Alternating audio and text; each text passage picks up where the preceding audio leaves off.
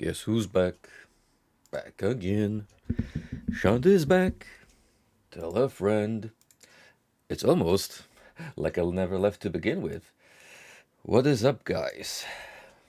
It has almost been 2 weeks since my last broadcast, but a well earned break, I feel. I have definitely enjoyed my time away. It's been a blast of a week in the United States of America. I had fun chilling with friends and just getting engrossed in the atmosphere of MagFest, which, considering that I'm an introvert by nature, is a very bizarre thing to say, but rest assured, during the course of these past few days, I've essentially burned out completely my social batteries for a while, so I think I'm good on cons. Good on cons and just large-scale events in general. So, yeah, I guess I'm gonna be a shut-in for the next couple of months with the occasional outings here and there. So, I'm currently in this weird limbo where I'm semi-awake, but still ill tired from all the traveling. So, I don't know how long we're gonna go for tonight. Maybe like 3 hours or so. Well, depends what I'm feeling like during the duration of the stream. So, I suppose if I'm like really low on energy, I'm just gonna cut it short and keep on cracking for as long as I can. So yeah, without further ado, let me get Wolfenstein 3D set up and we shall enjoy some video games of the golden age, long past.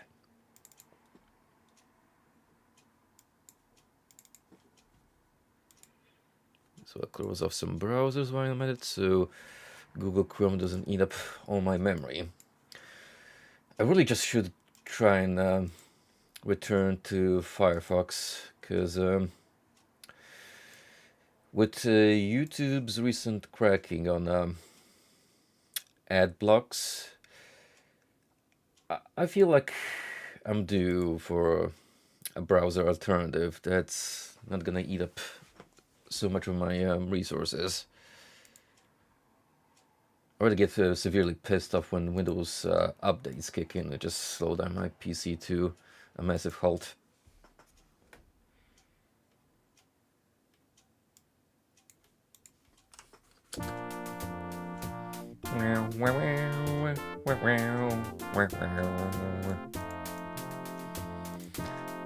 Can you believe that we basically peaked with sound design with MIDIs? Never really got a sound system that could quite match this font. Also, I'm evidently stalling for time because I have no idea why it's not capturing the window right now. Good, we're already off to a great start, as I can see. Oh. Fuck, I had it for a second and then it just went away. There we go. Gotcha, you bastard. So, yeah, I believe we left off late into episode 3. The last episode of original Wolfenstein. And as you would assume, quite soon we're gonna face off the grand boss of this entire evil operation. But who could it be? No idea there.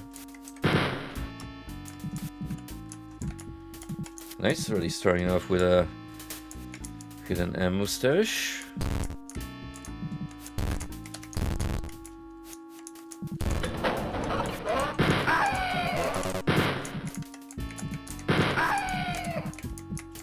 I mean, I technically could have gone with Mortal Shell tonight and made the conscious effort of playing a more technical game that requires a little more attention span on my part, but I don't think that would have gone so well, and I probably wouldn't have enjoyed it very much. So yeah, let's stick with the classics for now. A more plain format.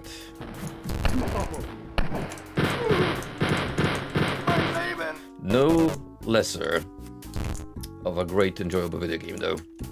I think that much we can agree on. And cool level design so far.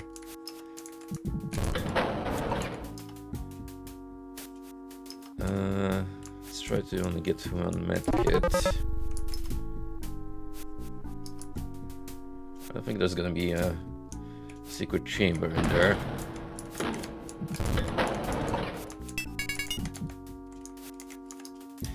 Now, if this was episode 2, I'd have like at least 2 zombie men on each side, ready to put me down for good.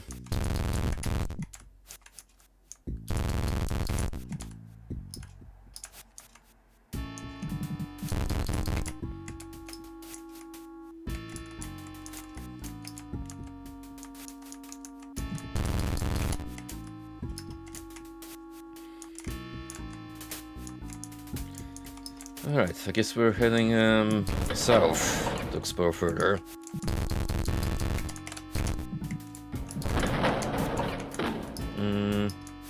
Sure. Let's start with this way.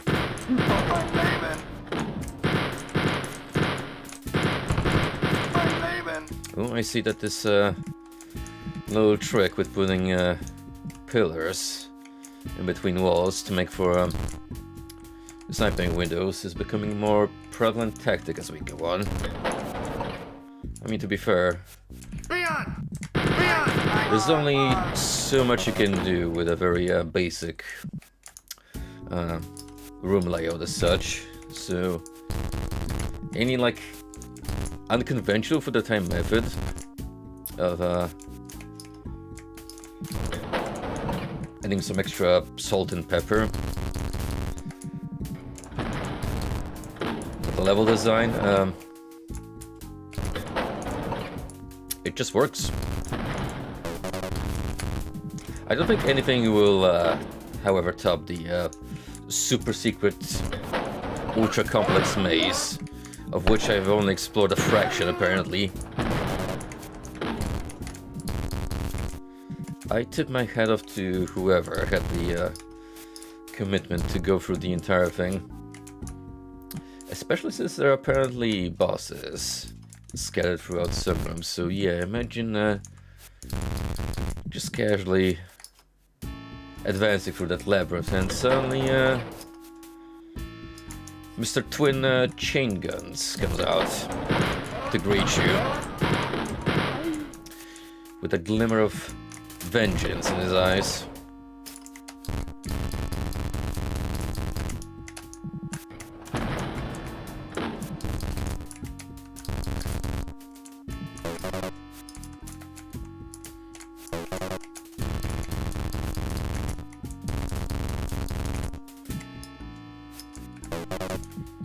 Come on, you know one of these is gonna be a stash.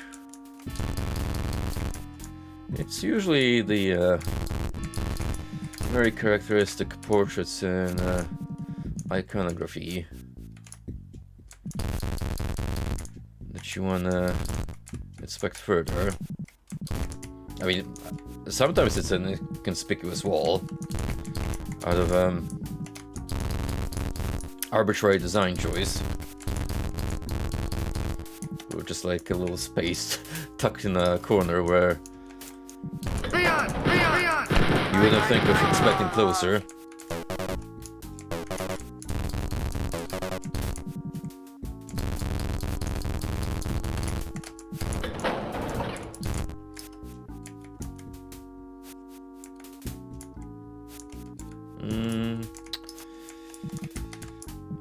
This site raises some suspicions.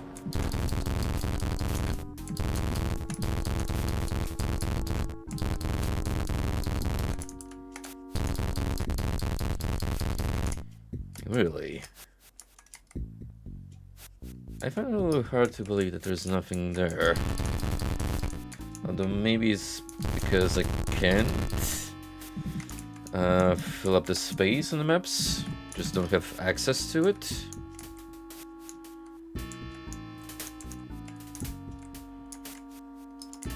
I did find one hidden room, which seems a little too low of a number for your average level. I think the least secrets we had per level was like 2. I mean, I don't know, we could be in for a mix-up.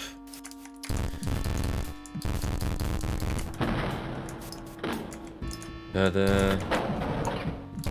I'm just not convinced. Somewhere here, there's bound to be more. We just gotta keep on looking.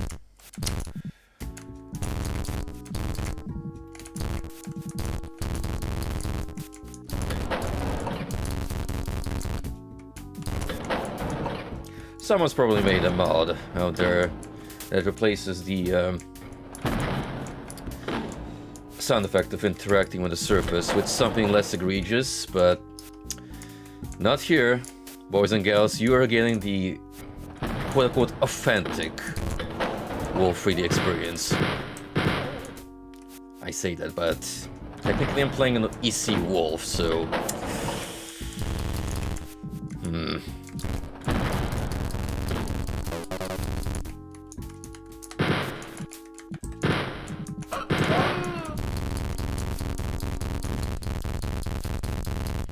Oops, I completely forgot about this optional area.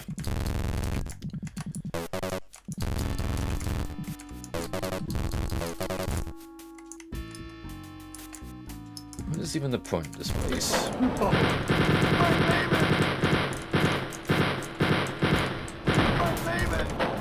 Wow, that guy just refused to die. He took all those chain gun bullets like a champ. Fortunately for me, we got plenty of medkits lying around. I just actually need to remember where we left them.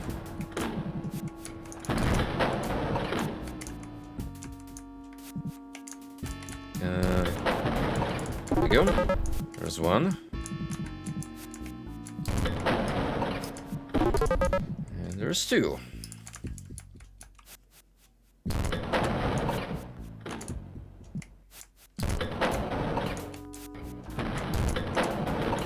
Imagine just how slower this playthrough would have been if I didn't have this little handy-dandy device. That, I would say, besides the added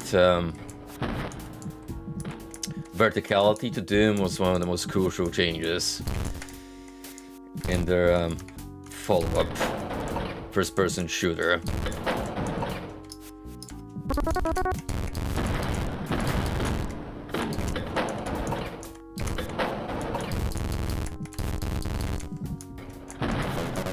Alright, so we kind of have a cell area, which used to be a standard for episode 1, except it's not blue brick laid. And there's bound to be some monster closets. Because you ain't telling me at least one of these rooms doesn't have a guard in there.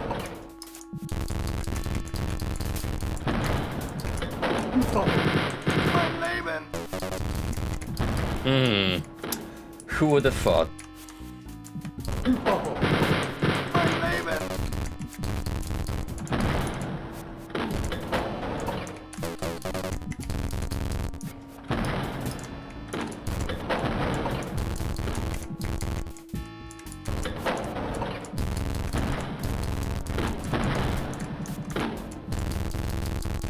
And there you go.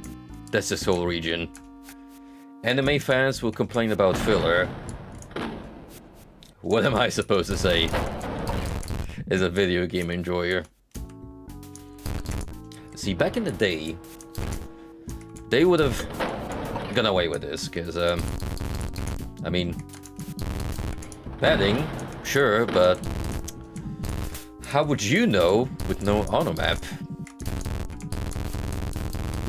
And besides, you got that extra free content, you were gonna appreciate it, whether you liked it or not.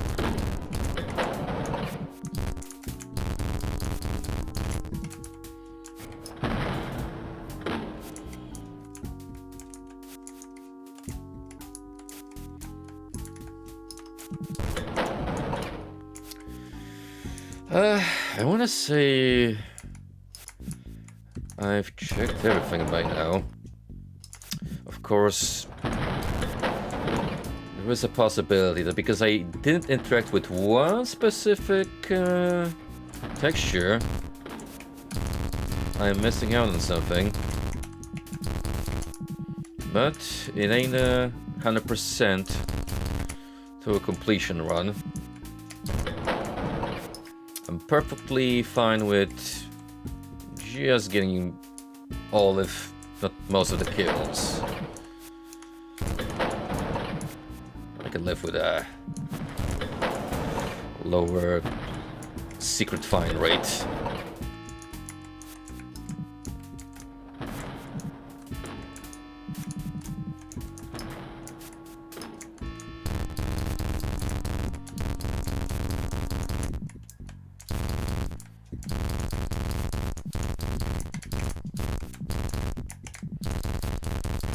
See, I keep telling myself, yeah, I'm pretty sure I humped every wall, but no, the urge, the hidden explorer in me is telling me, dude, you should totally spend an extra couple of minutes retracing your steps.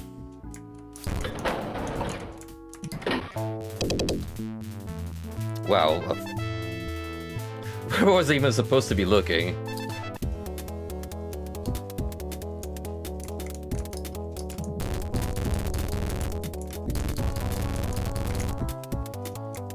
Anyway, carnival music makes a comeback.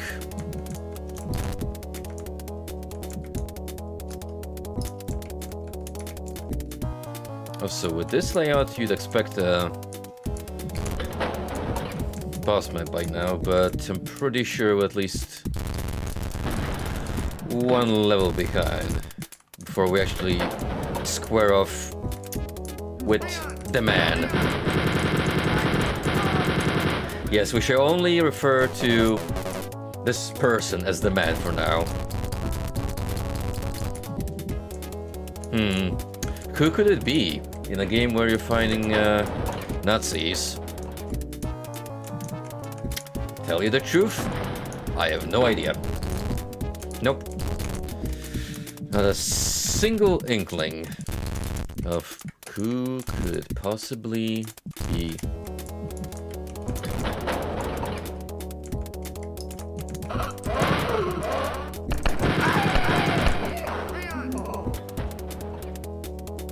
Oh. Oh my. I just got by a bunch of regular soldiers. It didn't have to be zombie men. This is not great. Especially since I don't remember saving throughout the last level.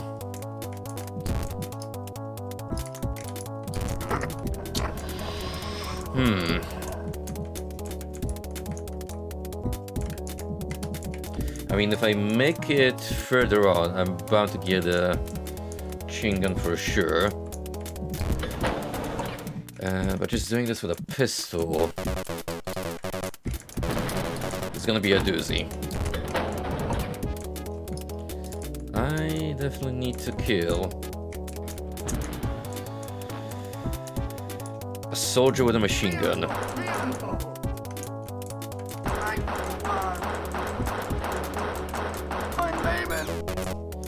is gonna improve my survival rate slightly.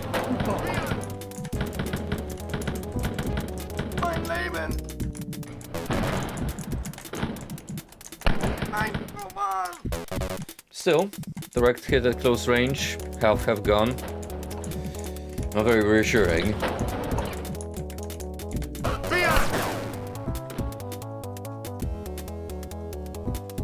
Yep. Proximity-based damage.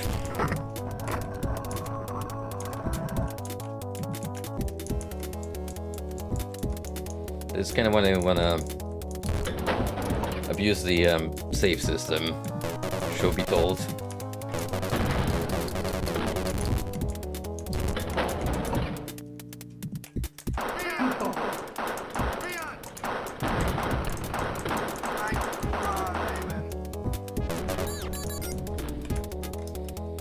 What I'm gonna do is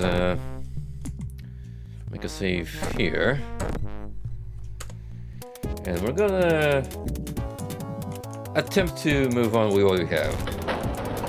If I'm like really gonna get ass blasted continuously, then we'll just blaze through the previous map again.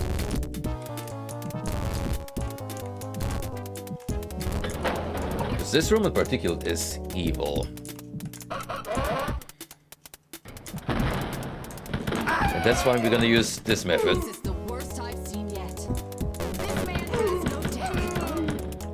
Yo, Dine, my boy, 35 months. Thank you, my man.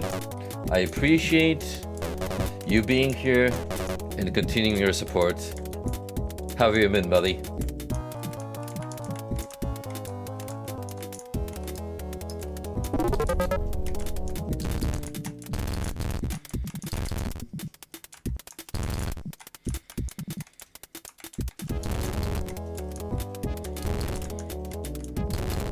It's true, we're almost there to do the thing. You know what thing I am talking about. The thing you do when you play Persona 2, wink wink.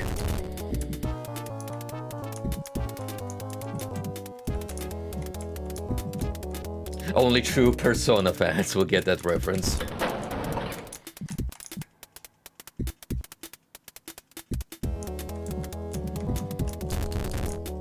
Oh yeah, I can imagine that in your part of the States being highly unusual.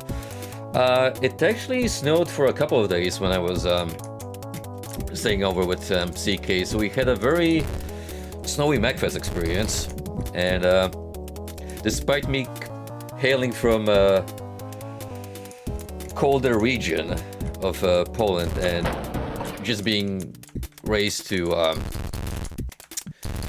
stride through those kind of harsh conditions, I still felt that chill down my body.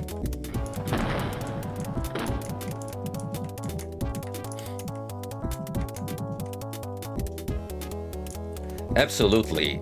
I do not regret coming back.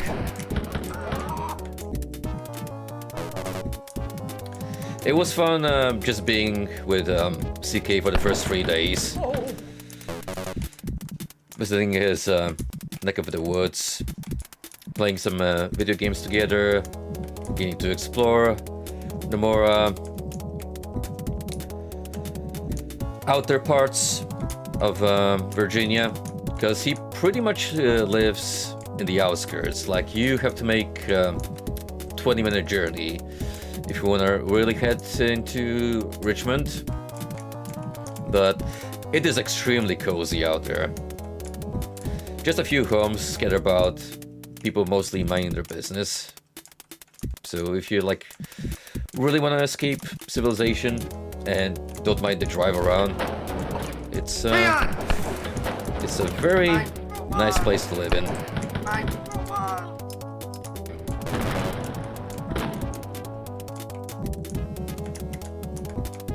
As for MacFest itself, we got lucky because we actually got to share a room at the same hotel.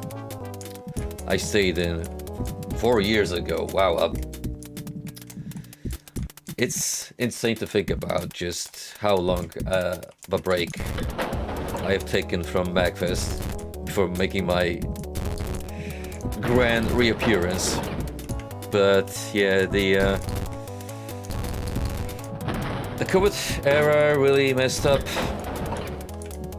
possibilities of smooth travel and just, you know, enjoying that kind of venture out there in the world.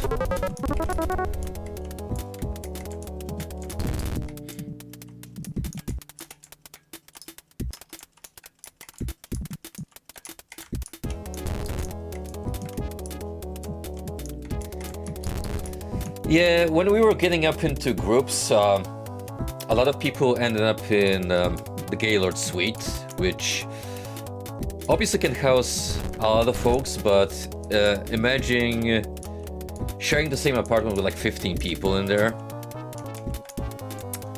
To be honest, I'm kind of glad I ended up in a 5-folk group in the residence instead. Because I just managed to find myself a nice little corner in the room where I laid some couch mattresses to make a makeshift bed, and I cozied up there for the evenings, just to wind down.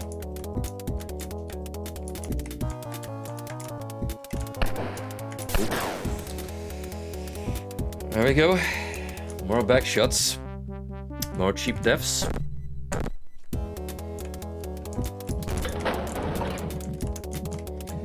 This is the map where the difficulty takes a sharper turn, for sure. Especially if you don't have a chain gun.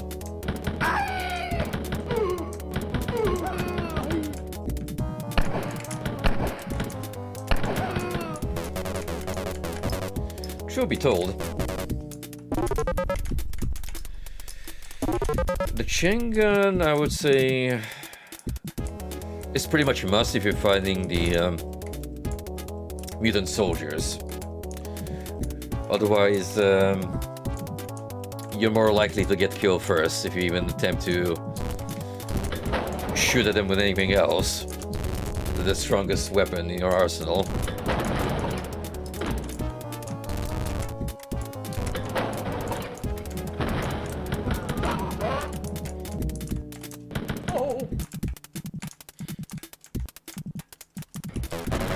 So through the entirety of MagFest, besides just walking around and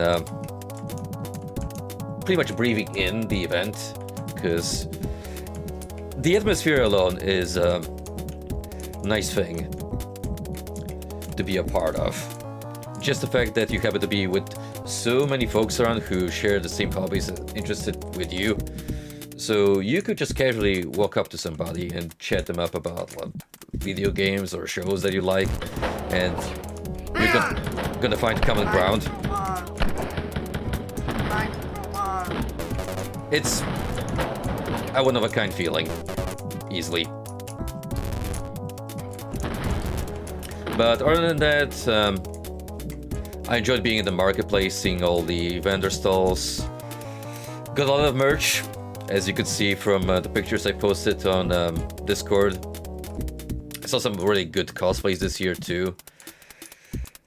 Really glad I got to see that Minsk cosplayer. I'm 100% positive he was inspired by Baldur's Gate 3, just because Minsk is also in that game, but hey, as someone who remembers the classic duology, it was still great to see someone attempt the barbarian and his hamster companion.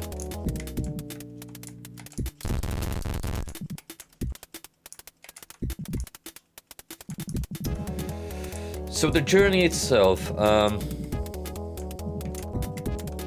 basically, it was a 7-hour flight from London to JFK Kennedy in New York, And then I had to change for another plane flight to Richmond directly, making it a grand total of like 8 hours of flying alone. And mind you, I did have the more comfortable seats picked while flying on the overseas journey, but still, for the life of me, I cannot fall asleep while I'm just sitting on a chair. Even if I lean it down a little bit and put up the footrest, it just ain't happening. I have to be lying down perfectly still.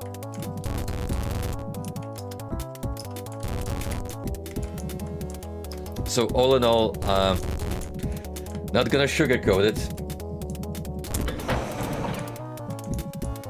The process of traveling is the least enjoyable part of going places.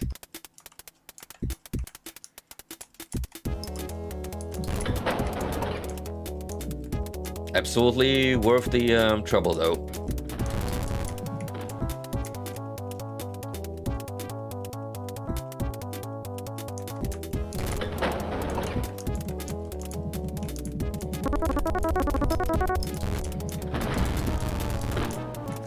Thankfully, I had a bunch of videos saved on my phone, so I just bit my time, either listening to podcasts or watching stuff. I also brought my Kindle with me, so I had extra reading material. Yeah, if you're gonna go on that kind of a long trip, you best be prepared with some entertainment of your own, because I wouldn't exactly place my bets on the included content they provide on the planes. I mean, they did have John Wick Chapter 4 in their movie library, which is pretty great, but everything else was just pretty much mainstream filler, popular movie of the month.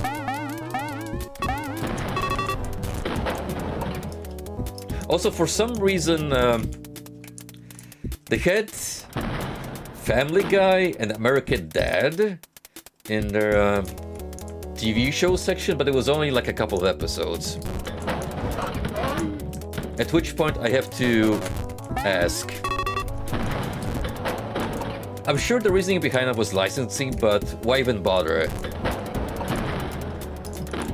at that rate?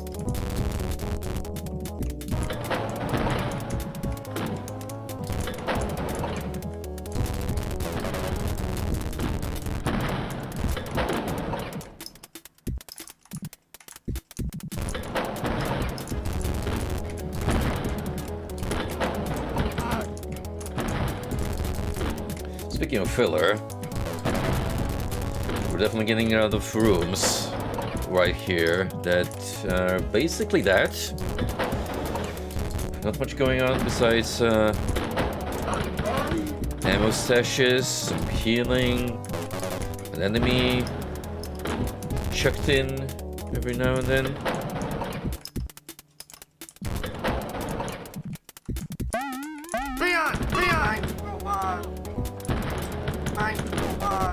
And I forget just how fast these officers can be. I think they more or less have the same damage output as your regular guard, but they do make up for that with their walk speed and more fidgety travel pattern.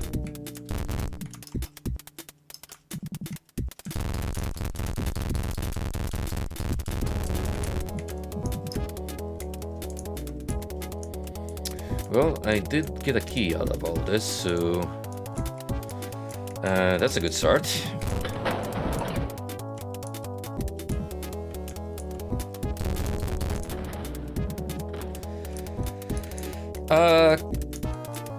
All things considered, I would say my favorite MagFest day was Friday, because just a lot was going on, lineup-wise.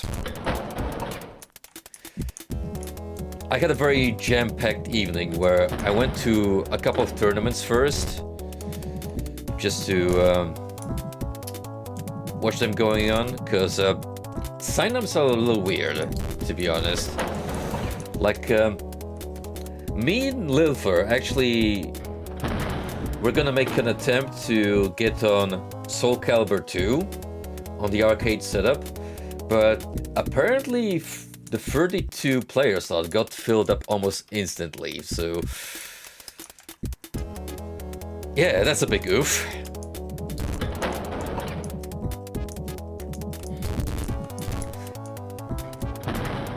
I did enjoy watching WWF No Mercy on the N64 setup.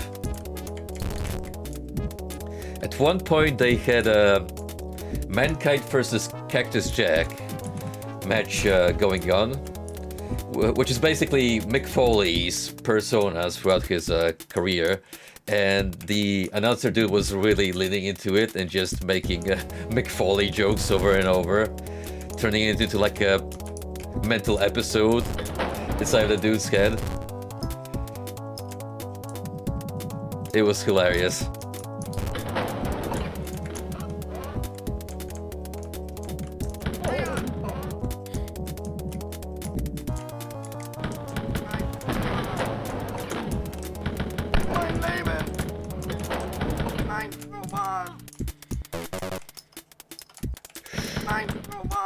Ooh.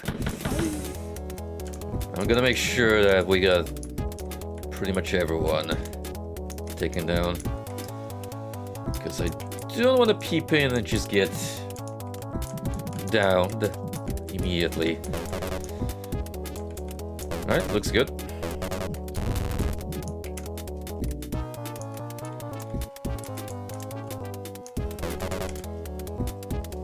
No Mercy actually looked pretty decent. Like, sure, there was certainly some jank to it, but just from a pure observer's perspective, it actually looked pretty fun.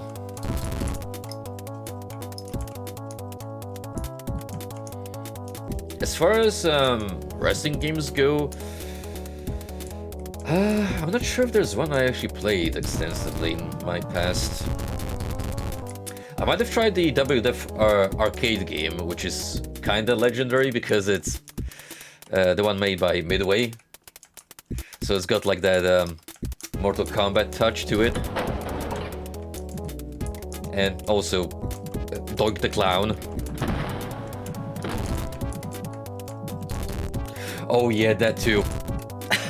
That game just doesn't take itself seriously, and that's what makes it so fun.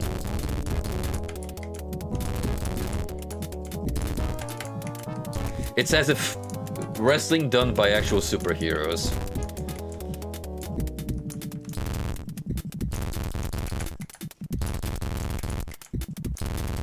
Also, I'm pretty sure you had like classic Mortal Kombat combos and crazy shenanigans you could pull off.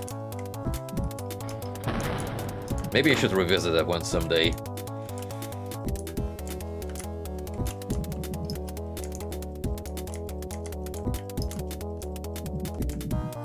But yeah, the true like icing on the top was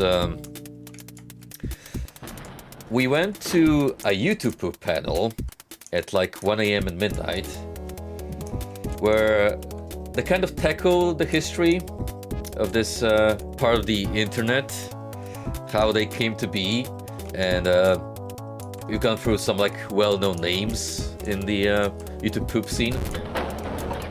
Not to mention we actually got to watch a few, including some Orpheus for the Win and the latest Crow Productions Fresh Prince of Bel-Air, which got the whole audience just laughing intensely. One bit of interesting trivia that I did find out while attending the panel was that apparently The voice actor for Hotel Mario, that lent his voice to Mario and Luigi, apparently he embraces the YouTube poops and actually made like a reimagining of the original legendary cutscene later on in his career and just like winged it with some random bullshit. Which to me is insane background lore.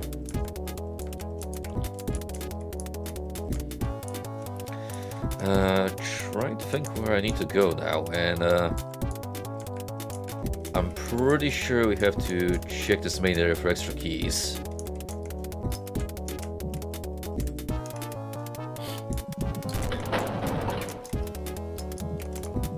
It was madness.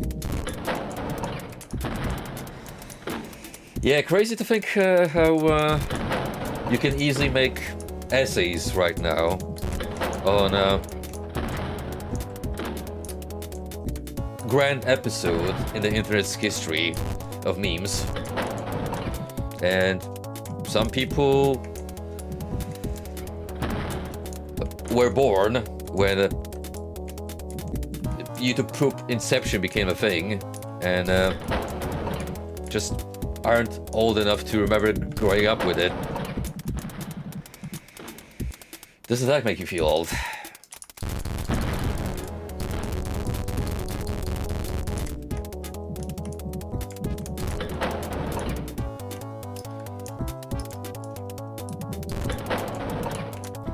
After that panel, we doubled down and went to Salty Bats Live. Yes, you heard that correctly. We went to the streamed event of the Mugen random tournaments, and we placed bets on which character was gonna win. How do we do that? By shuffling around the room to pick a side and determine which character we were placing our chances on.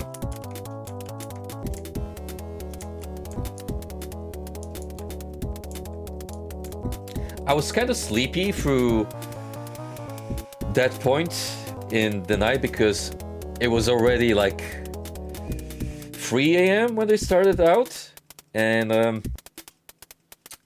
I sat through a lot of it, just not taking part, until the crowd just started getting like really thin out, in which case I was like, you know what?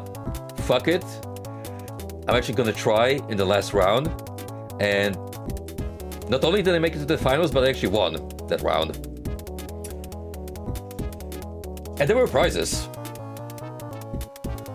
I won 2 DVDs, one of which is the Noah Biblical movie starring Russell Crowe. And the other one is a potentially conspiracy theory themed documentary on aliens. So I think I might have struck gold with that one. Now I've only had a DVD player.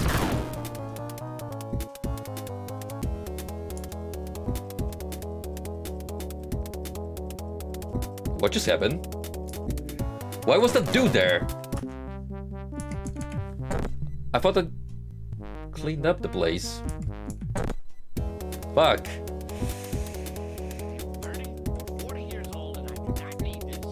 Yes! That is correct. Thank you, Golden, and welcome to the stream. How you doing, buddy?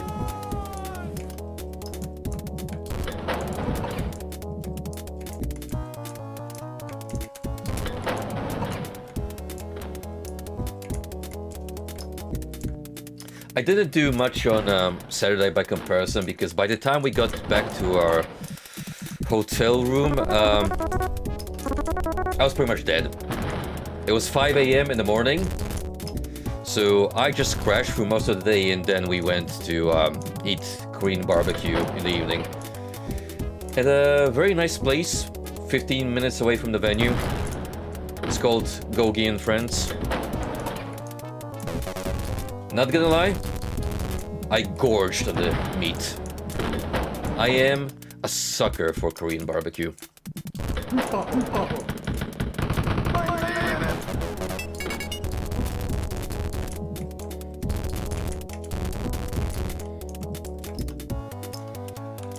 Homu homu.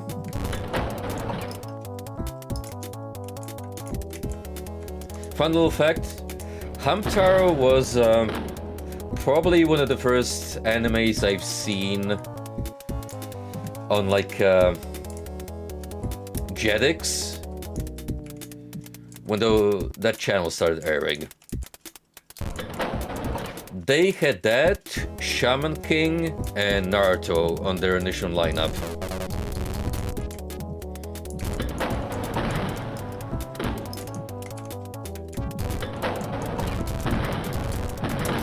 I still kinda miss Jetix and Fox Kids by extension.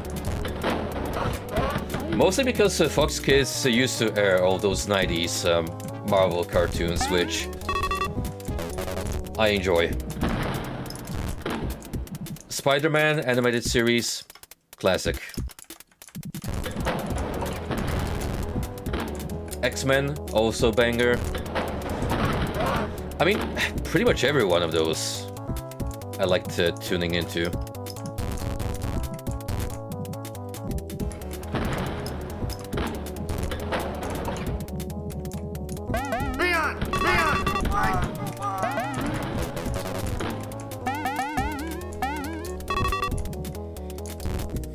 Welcome Taro is just a cute little show to just put in the background and cozy up. Because it's just adorable little hamster fellas doing hamster things.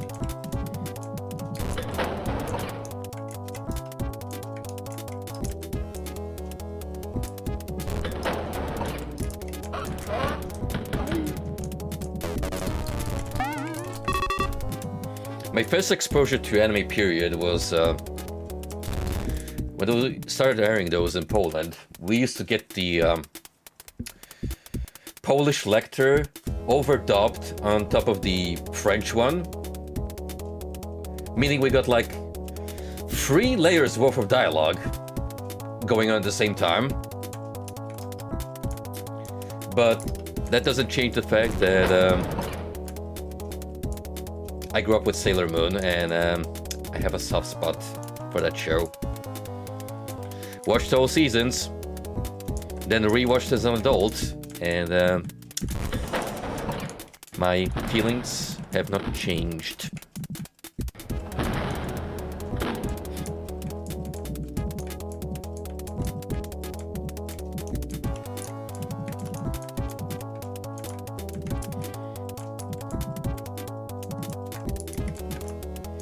See, Golden, the thing is, you don't even get much cute girls doing cute girl things anymore. Instead, you get cute girls doing weird sexual things to each other, like that one magical girl series that's now doing the rounds. Yeah.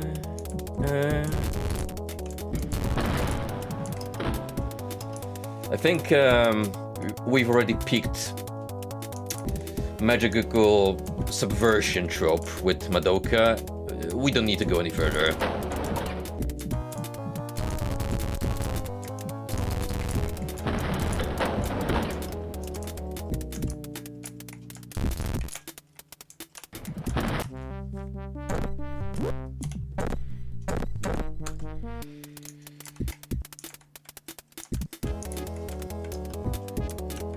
It's for the best, trust me. You might have seen the show I'm talking about being discussed on the internet. I just don't happen to remember its name offhand. But they got like BDSM themes and stuff, which is like pretty dodgy if you ask me.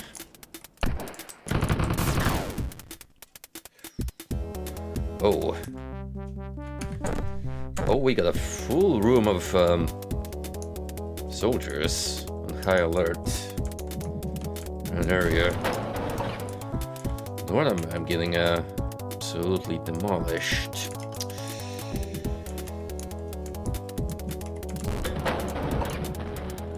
Themes, as in it's a subject that appears within the episodes.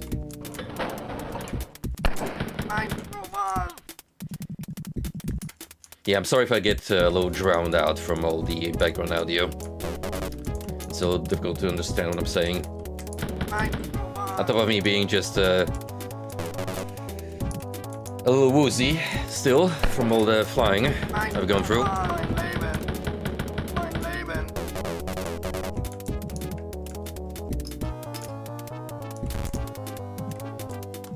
I'm amazed these guys just went back to the starting room and decided to wait for me there.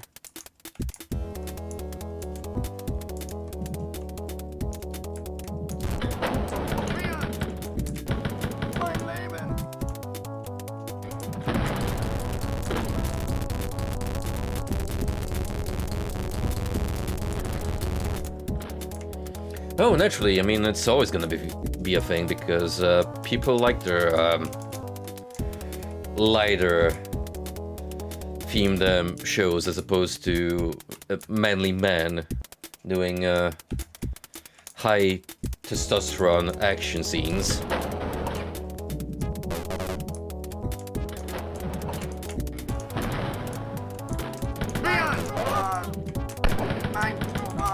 But since we're talking about anime period,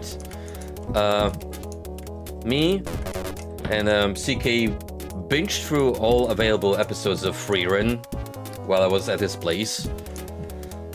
Really good show. If you want like a traditional fantasy setting that goes into deeper subjects like living a long life while not fully living it to the fullest, if that makes sense, and questioning what's really important, then go for it.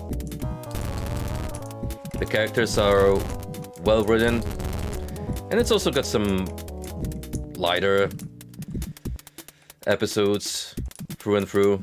So definitely up there for me in terms of recommendations. And Dungeon Meshi. Delicious Dungeon is fantastic. Not only are the episodes funny, but I've actually gained respect for the mangaka, because that lady is apparently big into Western fantasy period. And she has actually redrawn the original Baldur's Gate 1 and 2 companion portraits in her own style, which, in my eyes, is a massive plus.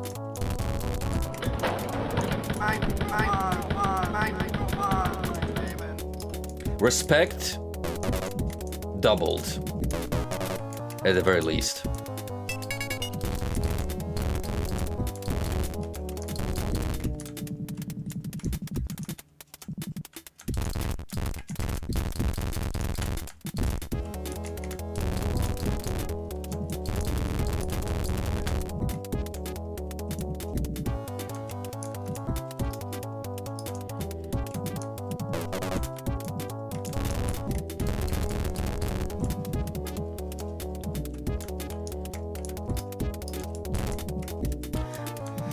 Understandably, that's the thing.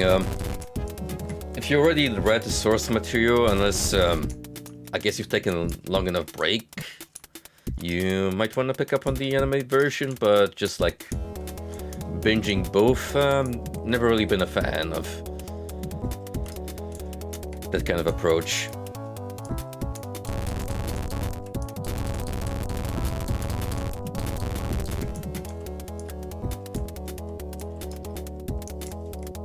So now technically I'm following 3 fantasy-themed animes with elf girls, because I still need to finish up Goblin Slayer Season 2. It is truly elf girl season.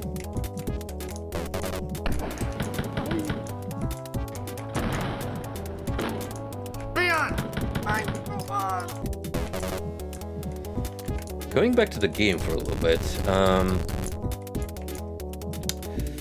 So this level is massive, with a lot of lieutenants here ready to demolish me, but surprisingly I haven't found any side areas, like no secrets whatsoever.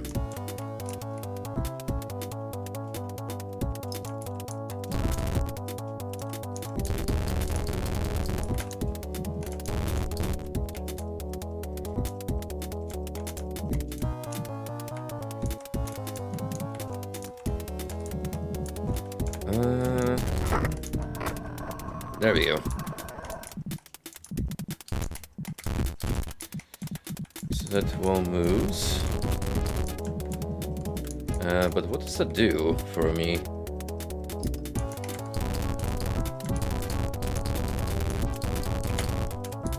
Because surely... Yeah, I was wrong. You can definitely open up this place.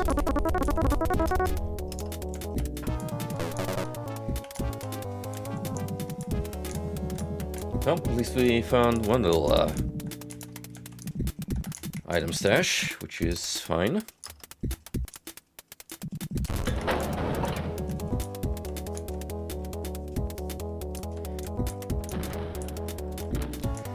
That's a fair reason, Golden. For me, I think if I took a long enough break, I'd be able to appreciate the same property, but in a different format. I definitely can vouch for Hokuto no Ken as someone who has read the entire manga and watched the OG anime. But then again, the anime is distinct enough in certain parts to be its own thing, because they got like their own little twists and a couple of original characters as well with their own little side arcs.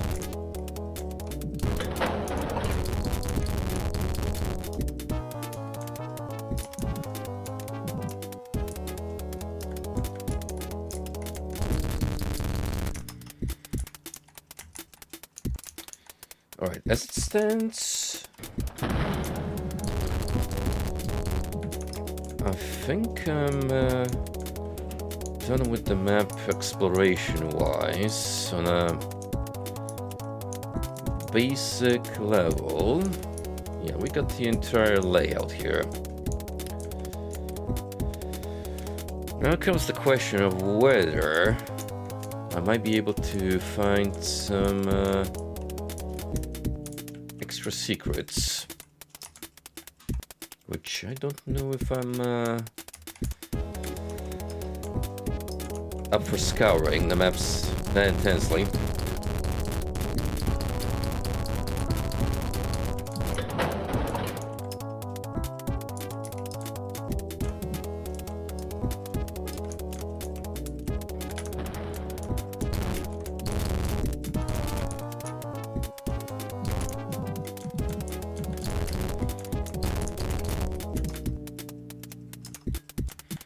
From personal experience, I'm more inclined to pick up a series that has more action.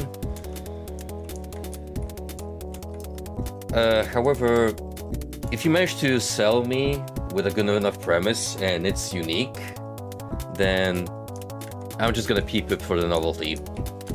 And in that regard, Dungeon Meshi got me hooked because, well, it's a classic D&D-like exploration party, but focused on cooking.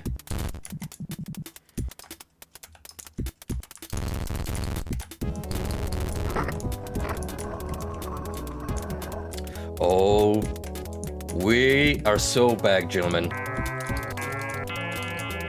Now the game can be played again.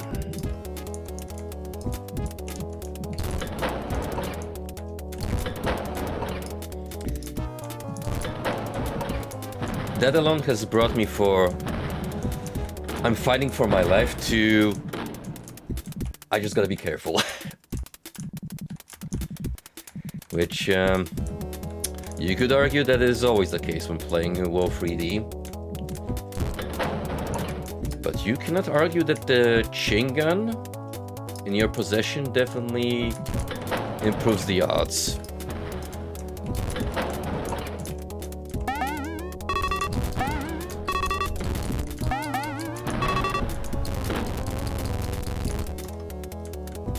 I feel like something could be here potentially.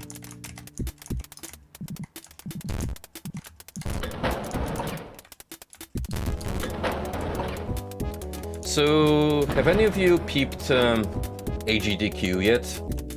I didn't really get the chance to see any of the events because, well, I was at one. So I wasn't really using my phone for anything barring checking Discord and posting pics. But they got a couple of archived playthroughs that I want to see. I'm surprised to see classic Diablo on this year's lineup. That and StarCraft.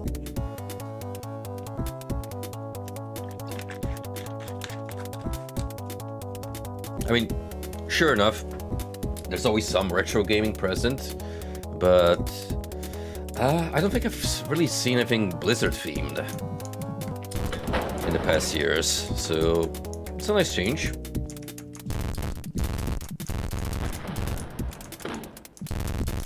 Also, apparently someone went through Super Mario 64 on a drum kit, which that's definitely going on my watch list. 100%.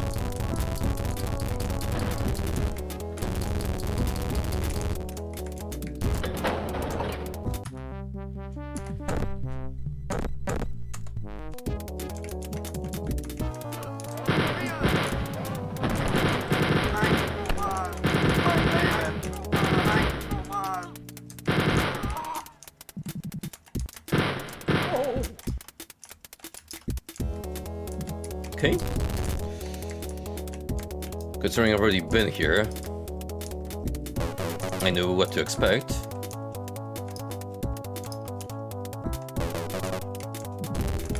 Still, see how easy that was with this bad boy in our possession?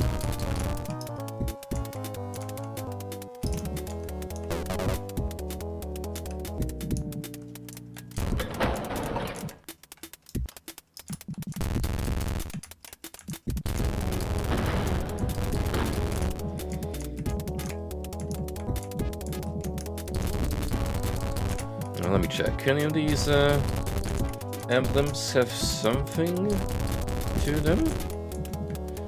Or the portrait of the good leader?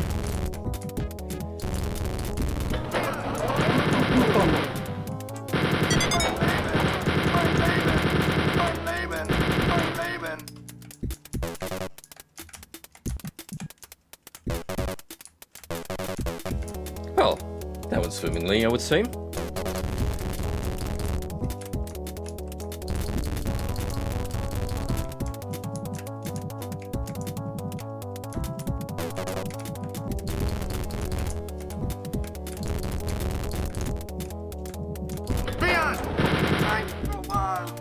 Nice try, but somewhere at the back of my brain is always hardwired. Be prepared for a potential enemy in the final chamber. It's just a habit that you learn from playing first-person shooters.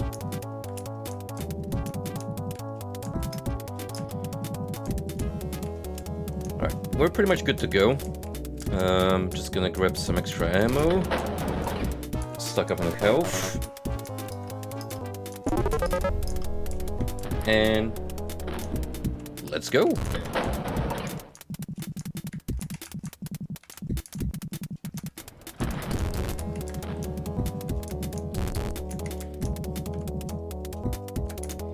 You know,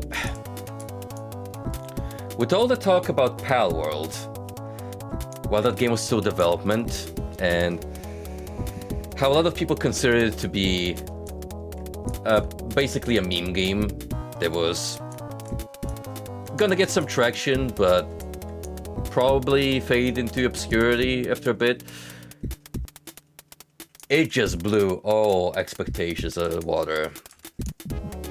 Not only is it the most popular game on Steam right now, with over 1 million concurrent players at some point, putting it in the first place of the rankings. It outdid Cyberpunk by 100k players. That is insane. Hello there, Mr. Killer Slovakia. This is map number 8, or the finale of it, I should say. And look at that, 100% completion rate. For once. Twice, thrice, maybe. And it is indeed boss time. Let us go, the final showdown of episode 3. It is him! The leader! But did he truly die? I don't think so.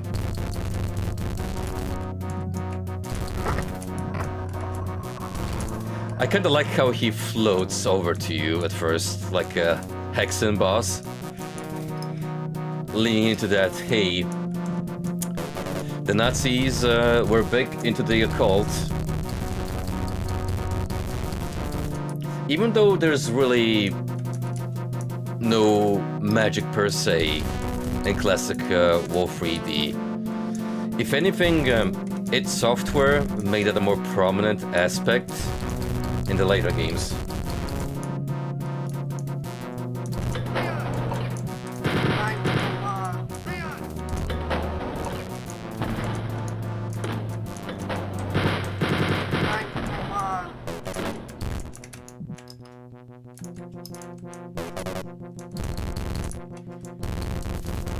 So really it's a little more complex than the previous boss maps in the sense that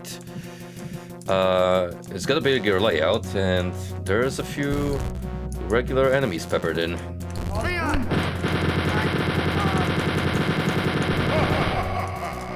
And good old Adolf reared his face once again.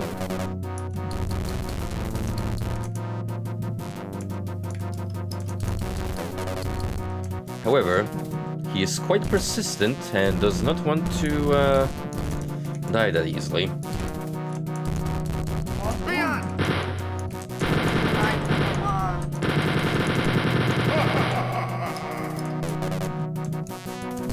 He also doesn't really do much so far, besides taunting us.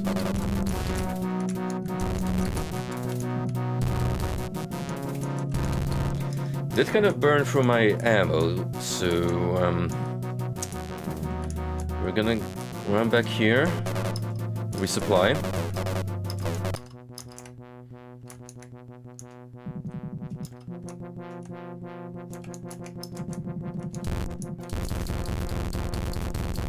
See if there's any other secrets here that might help out. Oh, I have plenty of ammo here, too.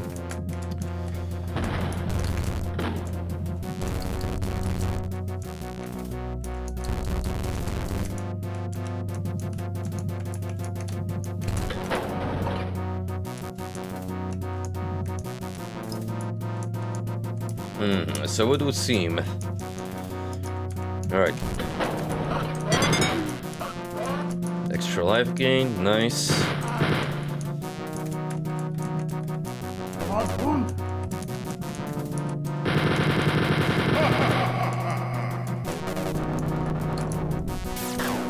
Oh. Holy shit.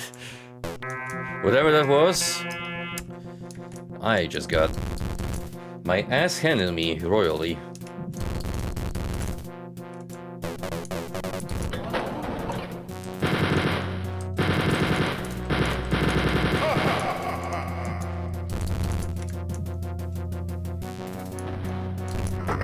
Right. At least we know what we're working with here, so let's get some ammo again.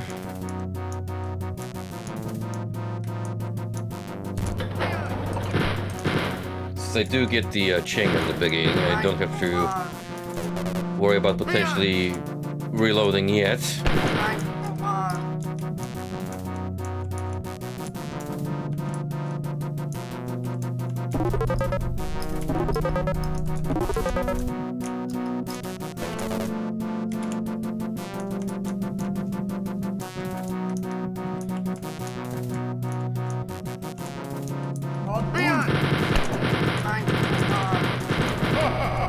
Oh, he actually does throw fireballs at you, so we got some magical shenanigans happening.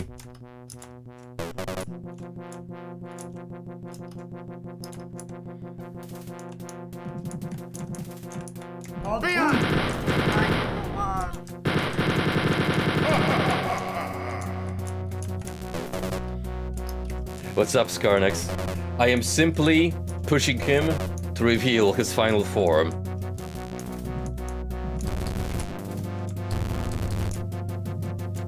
I'm helping him accomplish what no other man has achieved before.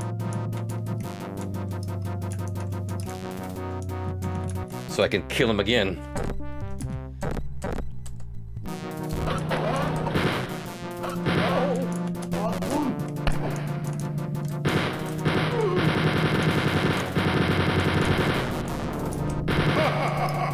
Oh wow, that's a that's a triple fireball. He's pulling up some Shang Tsung tech on me.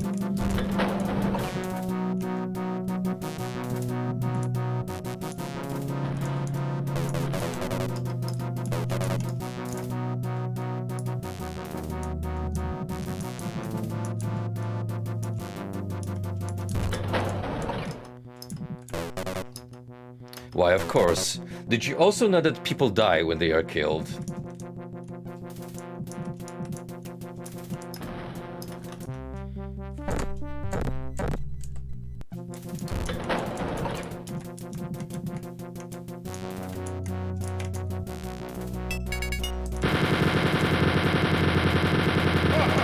Oh, no wonder I died here. There's a hidden little Hitler. Get it? Hidden Hitler. Haha. That just flanks you.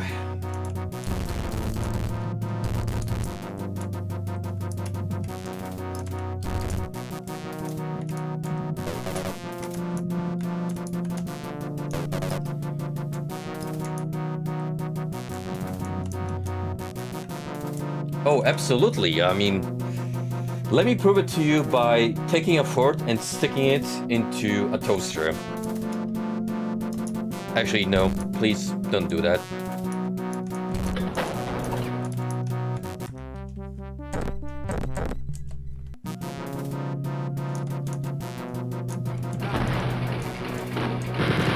There he is. Oof. He's also got reinforcements.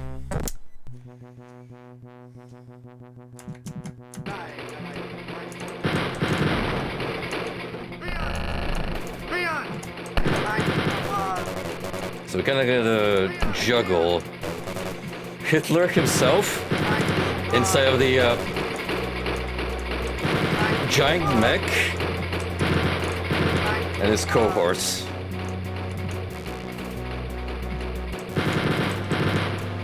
You thought two J-guns were badass? Well, he's got 4 of them.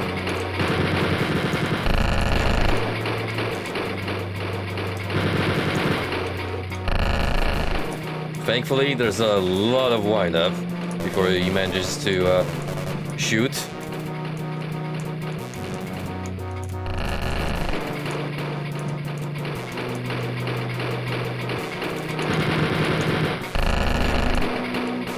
So we can just play Ring Around Rosie with the lad in his Mr. Freeze suit. Oh! Holy shit! I kind of forgot that there was a second form to that. Also, why is Hitler buff as fuck? Actually, why wouldn't he be? He's piloting a mech. For the hell of it. I mean, it's a game I grew up with. My introductory to first-person shooters.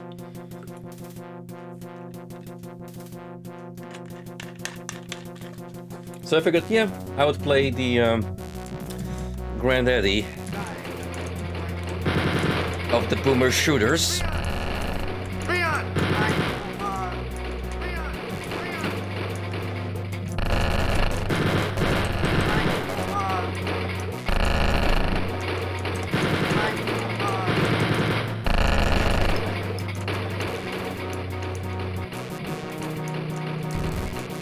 Alright,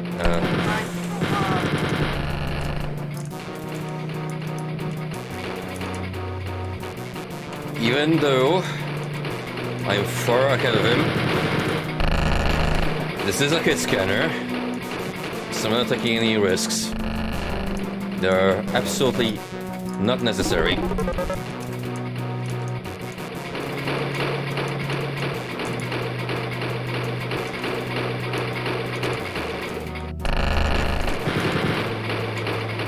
Also, best keep him at distance if I can.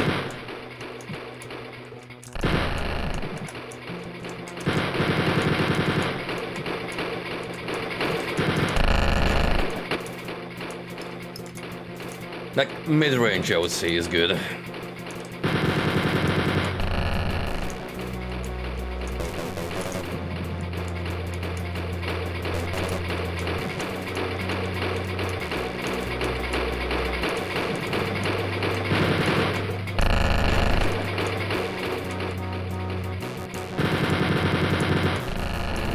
Let's just pepper him a little bit.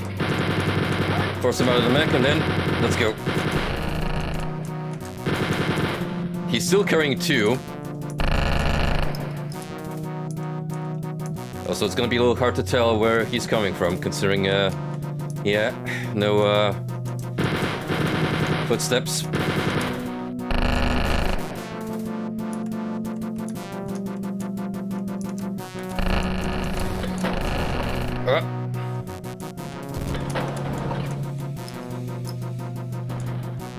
I am looking for healing.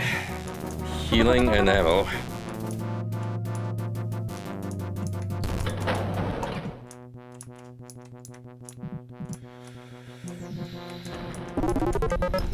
Alright, that's good. What's not good is that I'm on 9 bullets.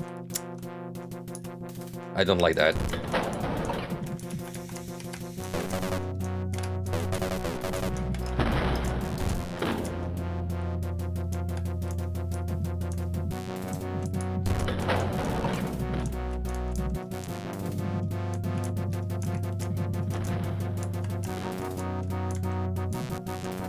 I think he left the main room, so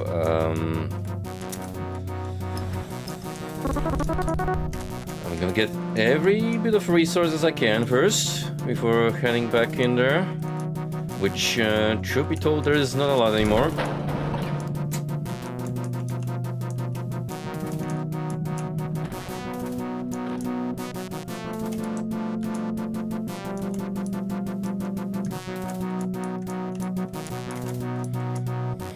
I tried to block it, Skarnex, but turns out that it has a frame advantage, I get hit anyway.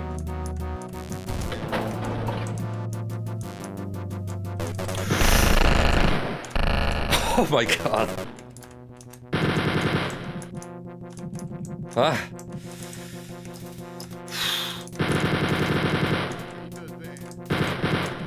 Auf Wiedersehen.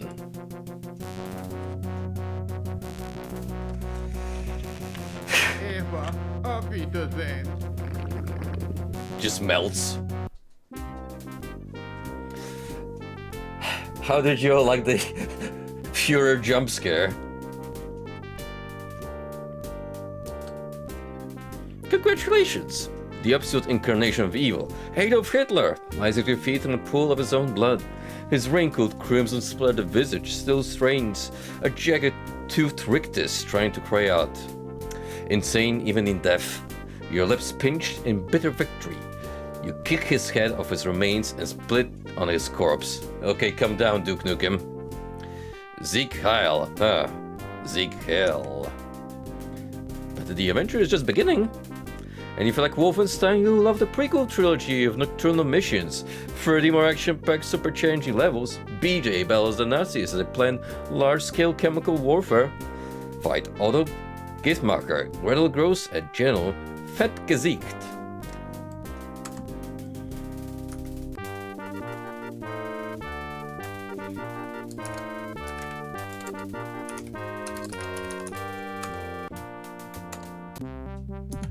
And that's exactly what we're gonna do. Start episode 4, A Dark Secret.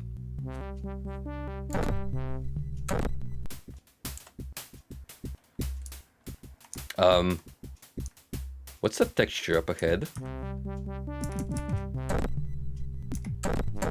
Why is it hyper realistic?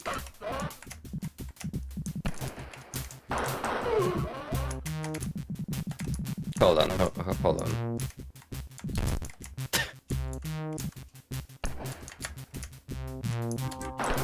That just looks so off-putting and out of place.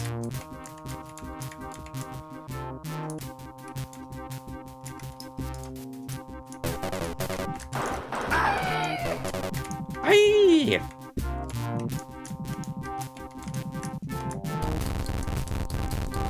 Well, I'm happy they did put new textures in, not just reused old assets.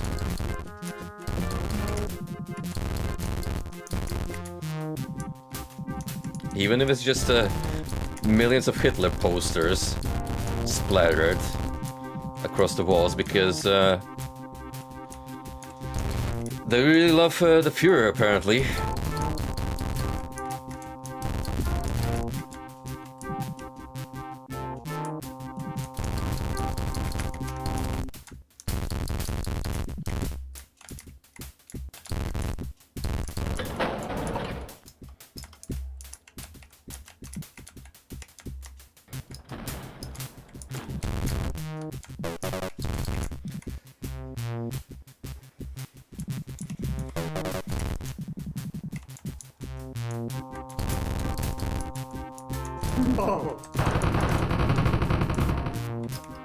That was rude.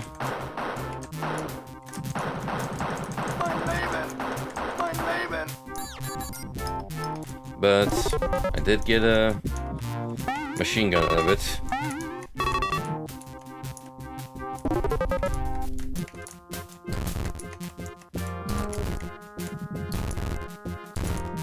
It's true, the only way they could have made it better is pulled off the Persona 2 tech and just put some shades over him.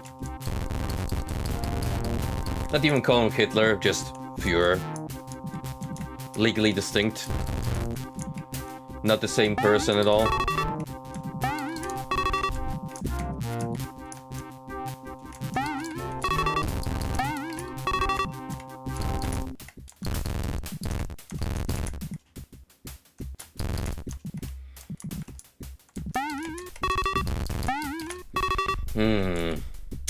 A very good question indeed. What did Atlas mean by that?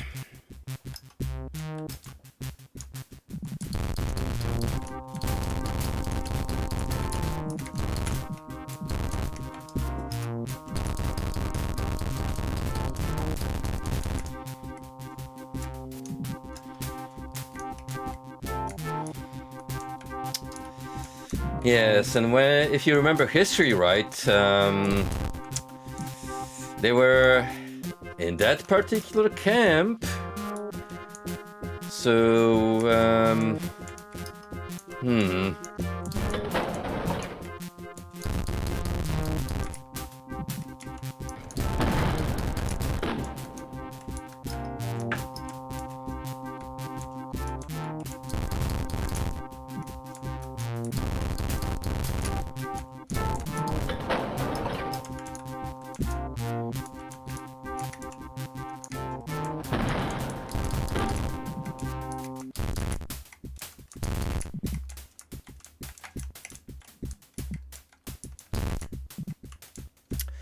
It definitely is interesting to think about how the war may have gone differently if Japan just only stuck to expanding across Asia and didn't attack Pearl Harbor. But that also does beg the question, at what point would Nazi Germany be content with just setting their sights on Europe?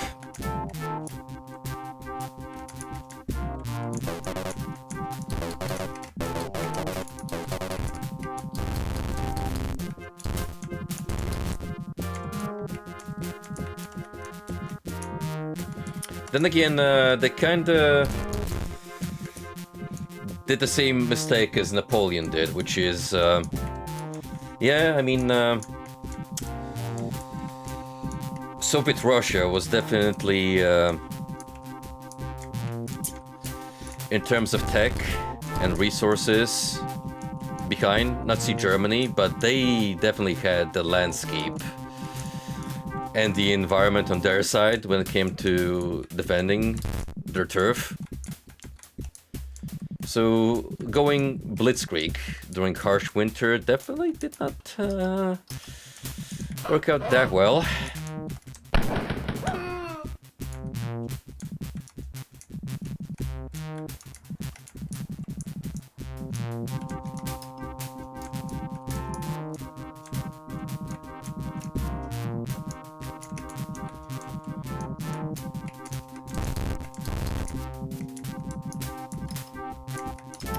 I get what you mean. Even though we're technically just hypothesizing history, which is, you know, fine and dandy, as long as you don't make any weird statements, it shouldn't be like a thing to worry about, but yeah, if someone a little less understanding was to listen to this kind of debacle, they would be up in arms, for sure.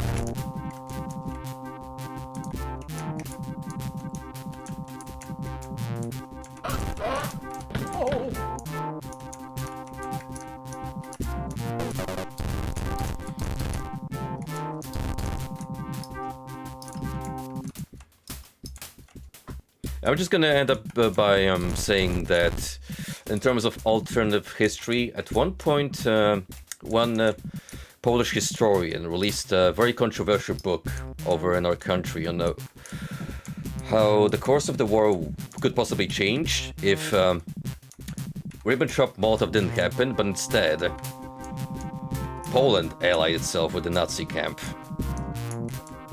which apparently was a possibility at one stage in our history, but it didn't go through, and let me tell you, that guy got slammed by politicians and media alike, because they were just like, Hitler evil, but objectively no one knew about that at the time when this was happening. But again, let's not get too deep into this territory, otherwise, you know.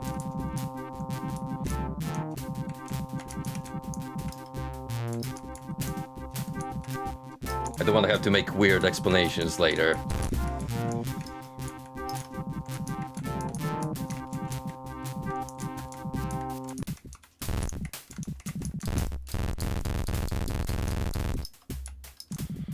As long as we play the funny shoot at Nazis game and laugh at it, it's all good.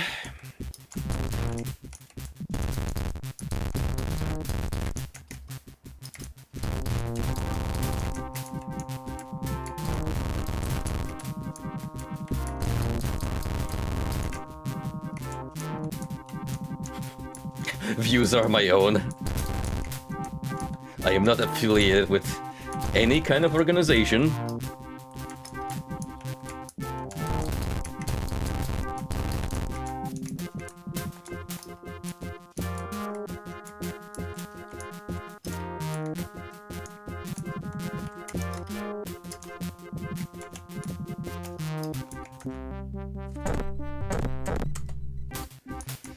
I did bring up Palworld earlier, Skarnix, and I think you got the game. What are your thoughts on it?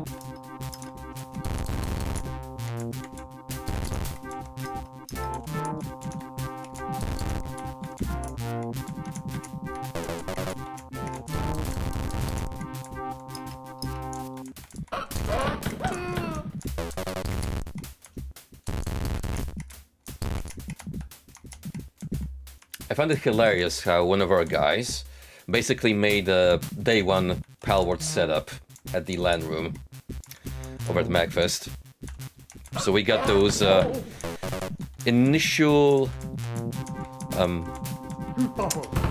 experiences and thoughts.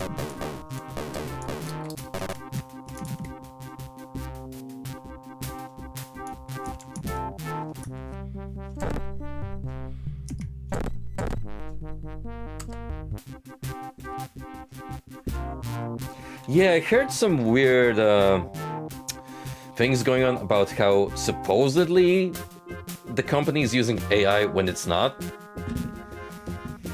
But also some really like brain dead takes from Nintendo fanboys who are like, oh, look at this sheep, it's definitely a Pokemon ripoff, and it's just a sheep. You can't really do much with the design of a video game sheep, period. Oof.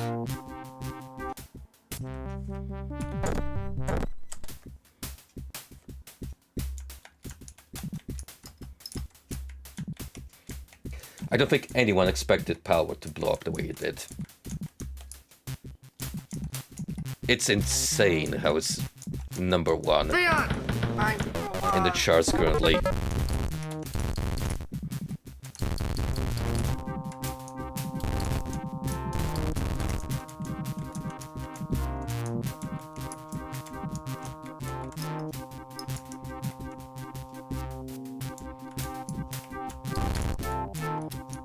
Yeah, I mean, hello, Chinese developer. You know how copyright laws work over yonder? As in, they don't give a flying fuck. If you ever went to go about a court case, they would just throw it in the trash and be like, fuck off.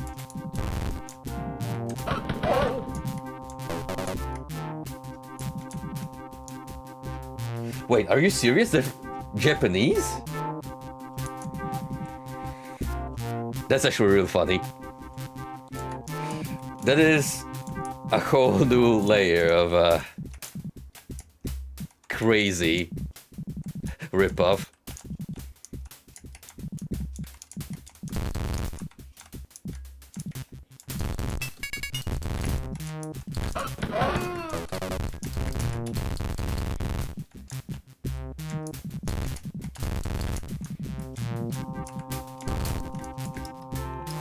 I mean, knowing Nintendo, they could technically, if they wanted to, go to court. But considering they haven't done that earlier, when the game was still not that far into development, I think they just don't care enough. Maybe some smart lawyer told all those old farts at the director office, hey, we might not actually have enough legal groundwork to win a court case, so may as well just leave it be. Which I know, highly unlikely for that company, but still.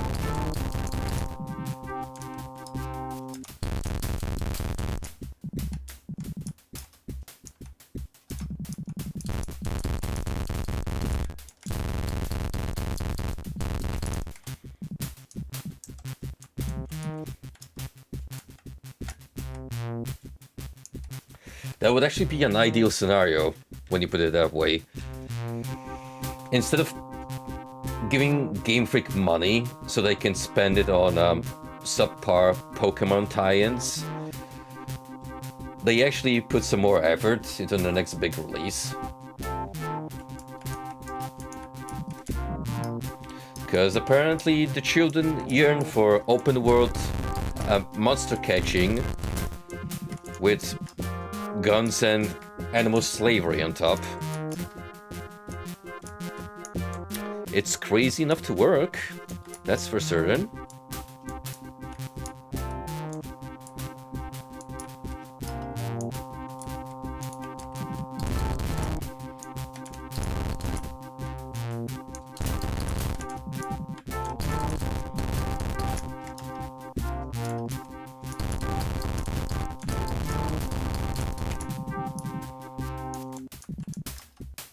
Wow. You know what? I respect the effort then.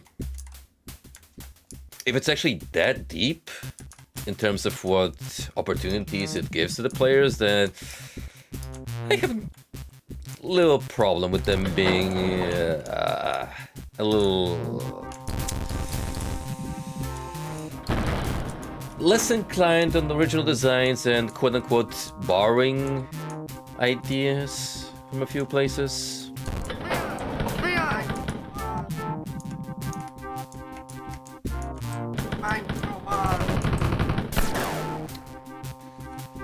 Mother?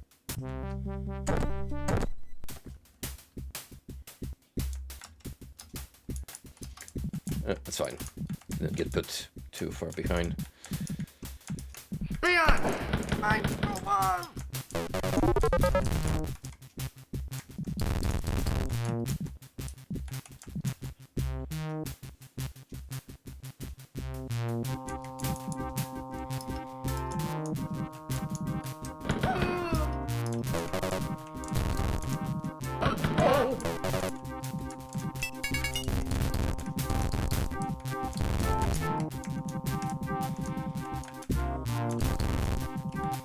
Oh boy, not the operating system elitism.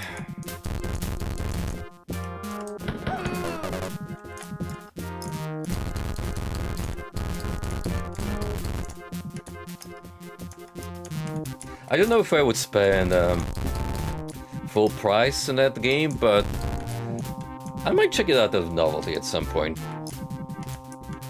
If it gets like a decent discount.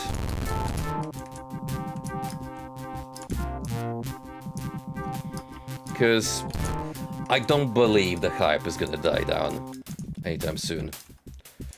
Not with those numbers.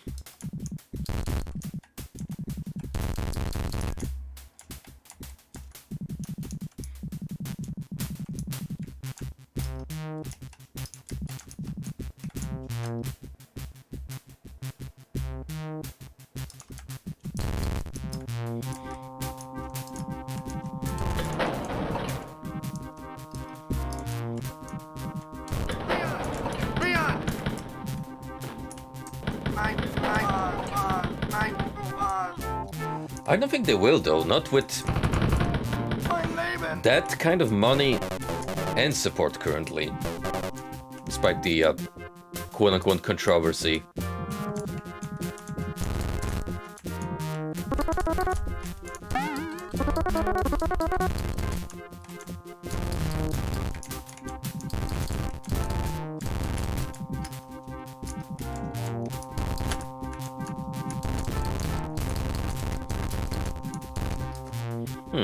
Didn't manage to find a single secret in this level so far. Which begs the question, do we even have those? Yes, we do. Kinda surprised I haven't found that earlier.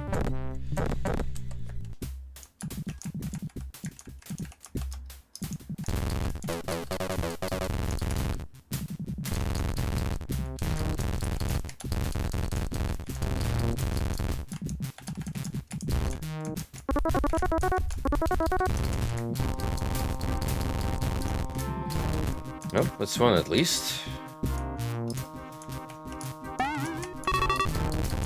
Certainly better than none.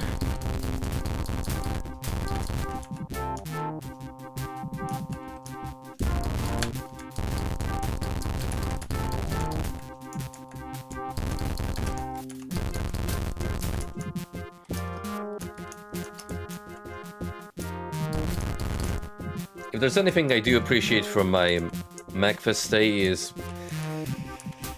just binging on the fighting games for the past few days. Even if a lot of it was on busted arcade setups. But hey, if you're not playing with a broken joystick on a cabinet, why even bother?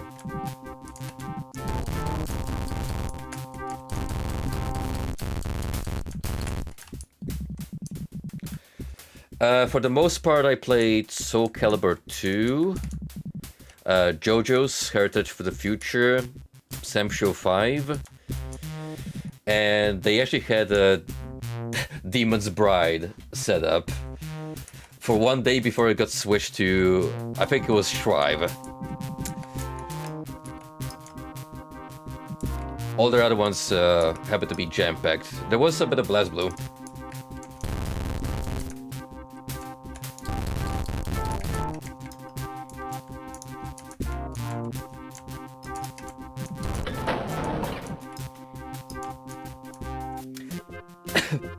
Yep.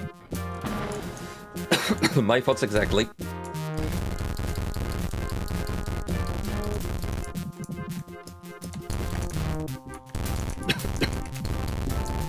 Oh, excuse me, something got in my throat. Ah, there we go. Water saves the day.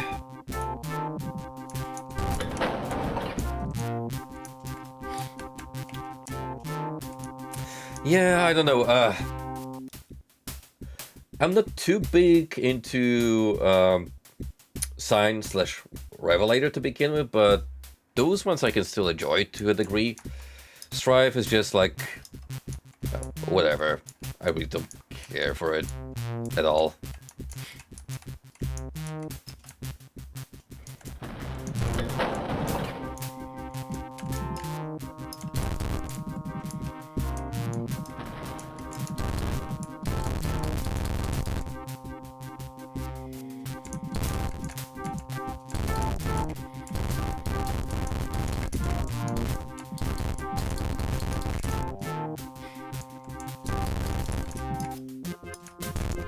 Even then, if you want to play a better GE Kusage, just boot up the original, where it's absolute jank.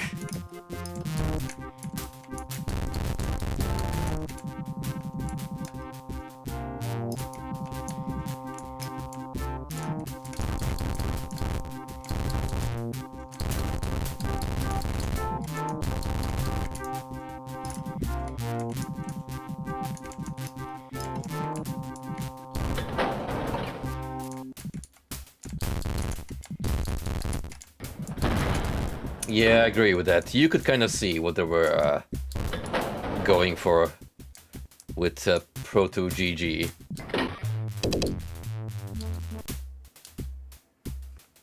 Yo, look at all this beautiful blue brick. My favorite. We like that soft blue brick aesthetic.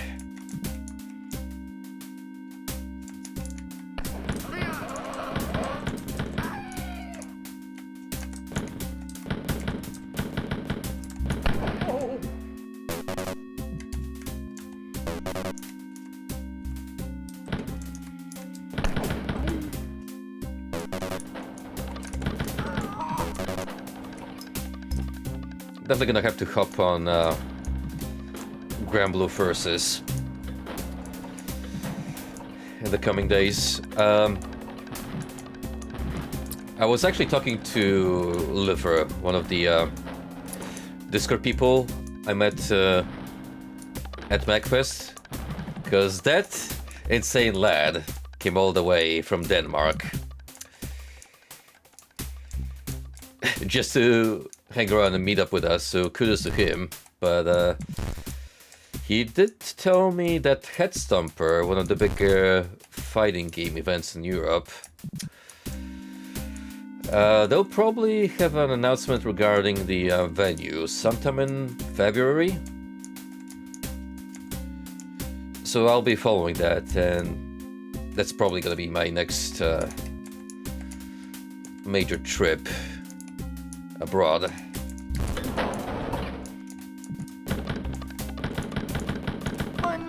Likely sometime in May. I think that's when they usually host Head Stomper.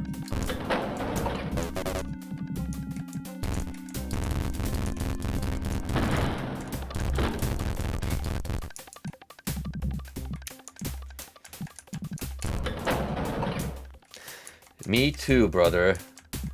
Me too. Hopefully they make her very distinct in terms of gameplay and just as fun as she is in Soul Calibur 6.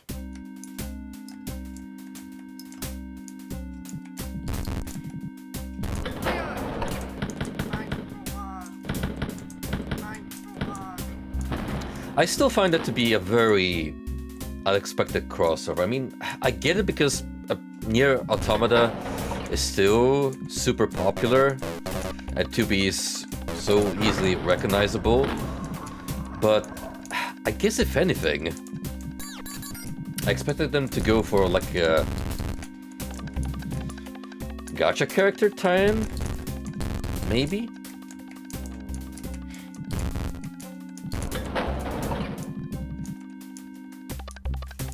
Look, all I'm saying is, put a playable horse girl in, you cowards.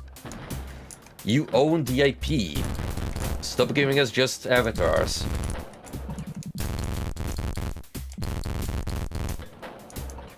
Add playable gold ship and give her the dropkick.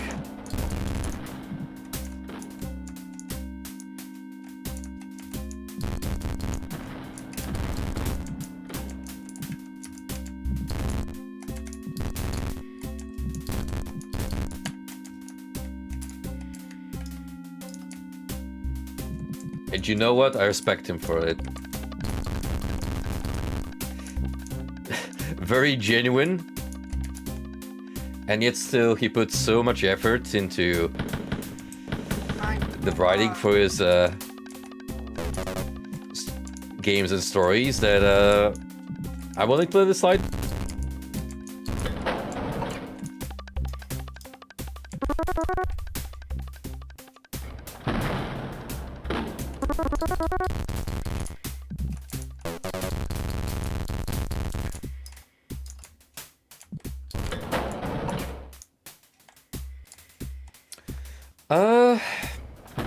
They might go with Arena Fighter. That seems to be the trend for animes recently. Unless development is handed over to Namco, I don't think it's going to be anything different.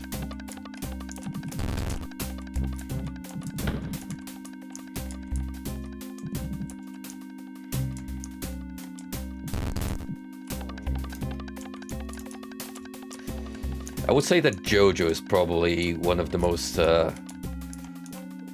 lucky properties out there, in the sense that not only did it get a 2D fighter, it also had a 3D fighter and a Muso to top it off. So it's basically been in so many territories, gameplay-wise.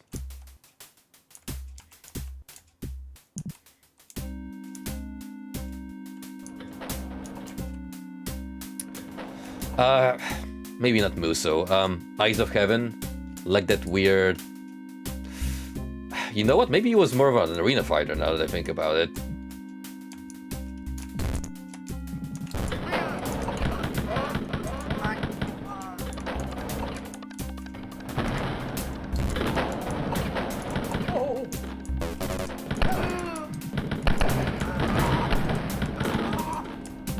Yeah, you're right, because Muso implies that there's hordes of enemies to fight through, and you just have a couple characters at a time.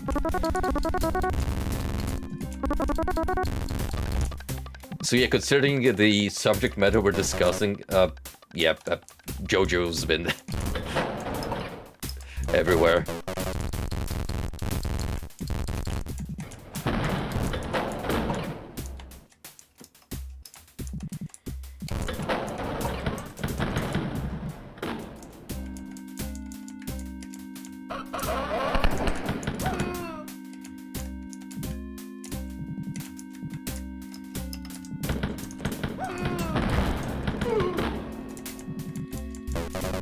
Then again, JoJo is popular enough to get away with that many different interpretations.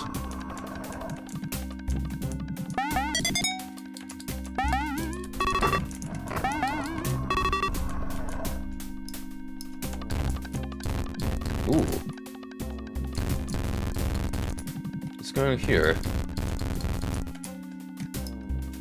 Why did that push forward?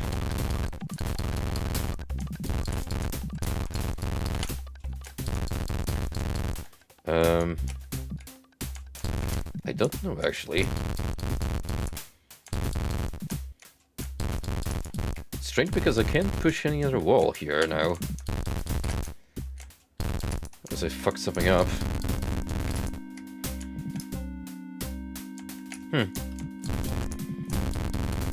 Very weird.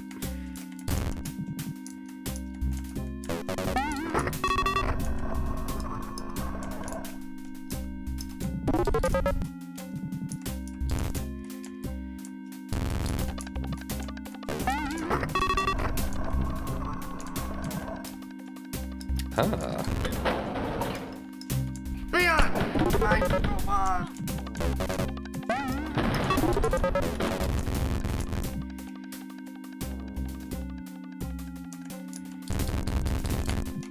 I know, it just needs rollback. And that will be perfect.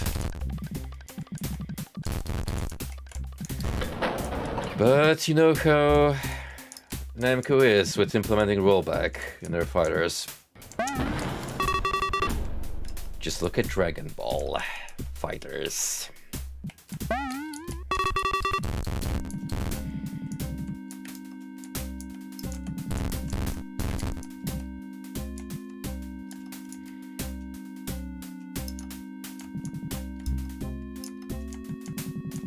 In the end, I would say Granblue was extremely lucky to get Rising. Because not only did it shift the public opinion of it, but actually made the netcode playable. Like genuinely.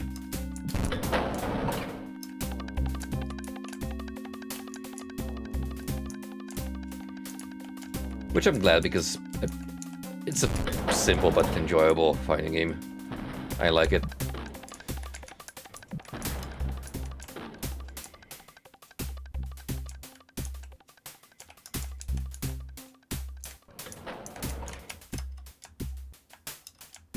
Don't. Don't unless you wanna commit. They're very bad about pricing fighting games plus expansions. Just wait it out till a sale.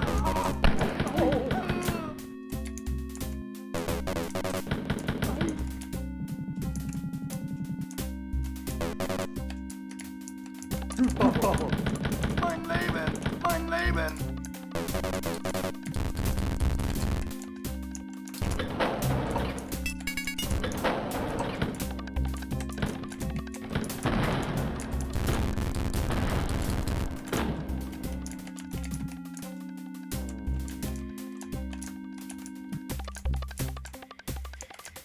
I don't know if I'm gonna get Under Night immediately. Really hard for me to say in terms of new video games, how I'm gonna go about them.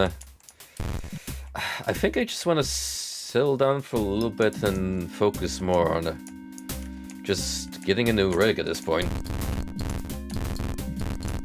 I have the financial means for it, I just gotta start looking around.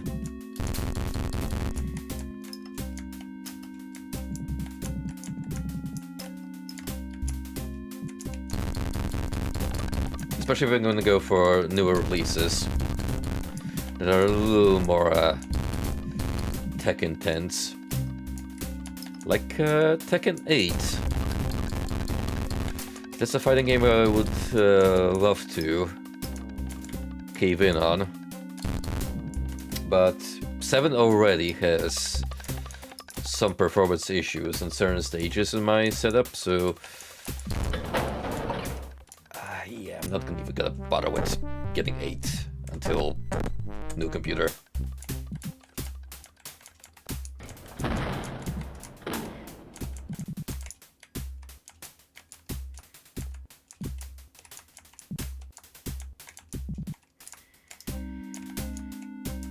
Alright, there's definitely a secret to find from that end, which gives you some extra lives.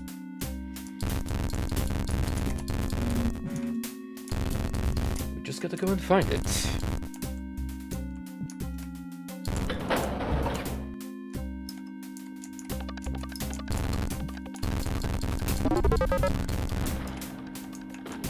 Pretty massive map exterior, that's for sure.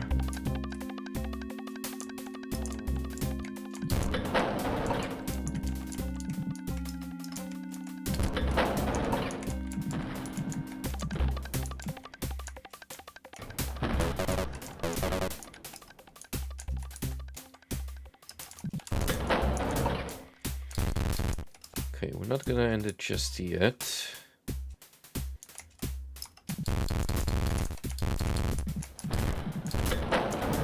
Because at the very least I kinda wanna get those extra lives.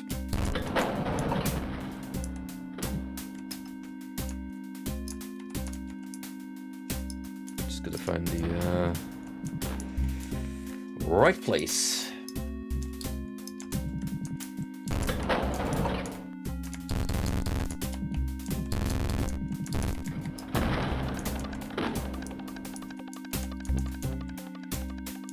Might be from up there somewhere. Unless it was like here and I botched it. Not sure, to be honest. But then again, why would you not push that brick?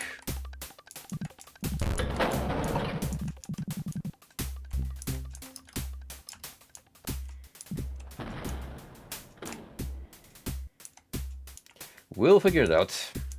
Rest assured.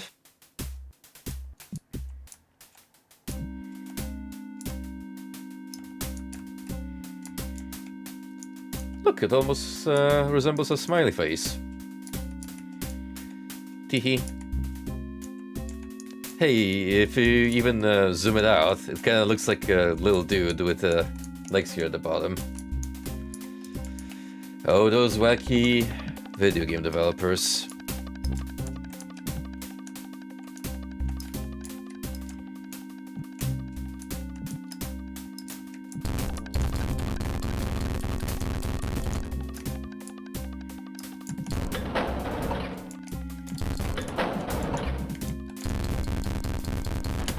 Yo, hey, Talif. It might be a Goomba. Kinda looks like one.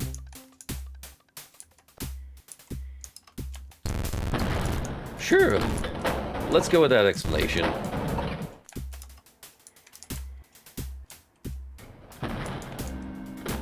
How you doing, man? What's been up with you lately?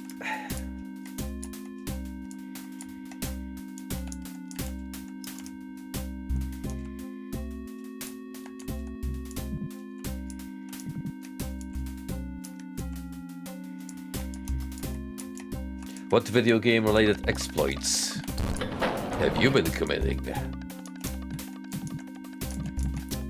Oh fuck, there's a chain gun here. If I screw myself out of it, I'm gonna be a little displeased.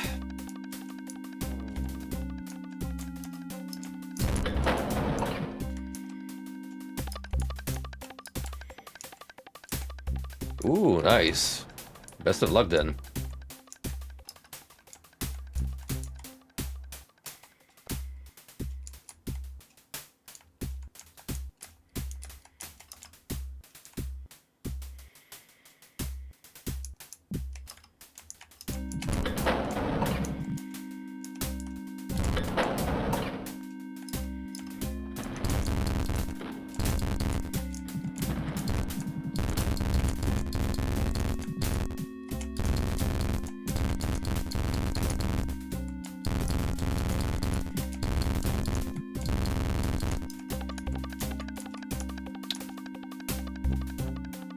I don't get it.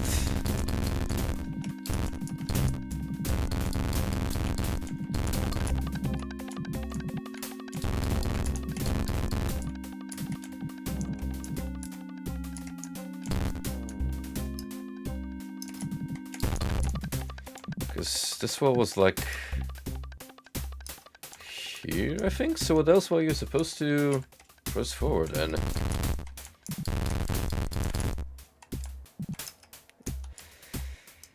Whatever, I guess I can live without a chain gun, even though it is quite unfortunate.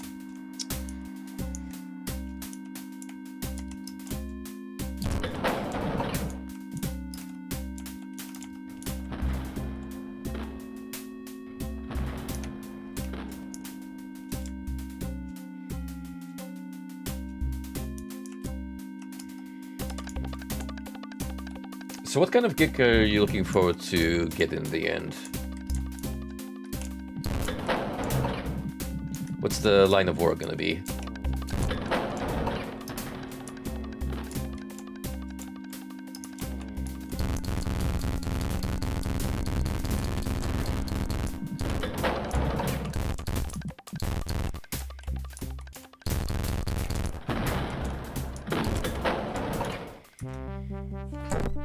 Ooh, nice. That sounds like it could be a pretty well-paying job.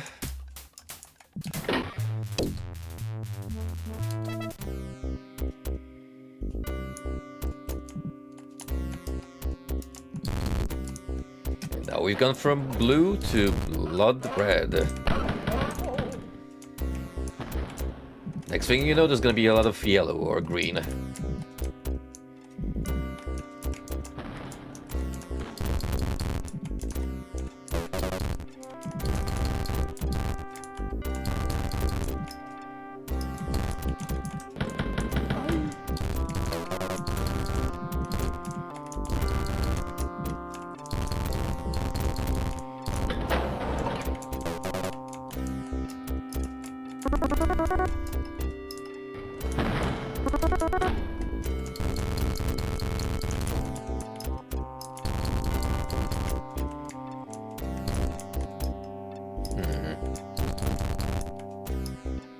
No, that's way too small. There's nothing there to even hope for.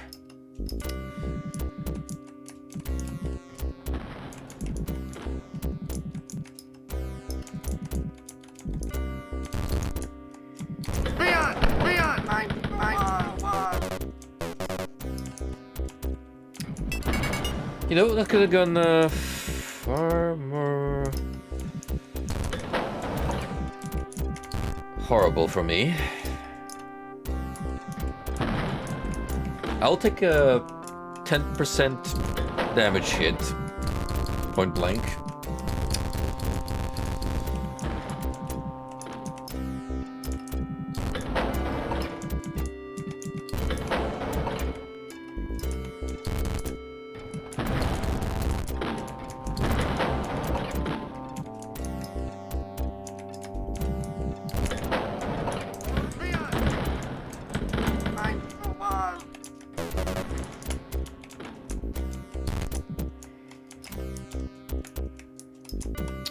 Alright, we're getting a little more complex with the map design.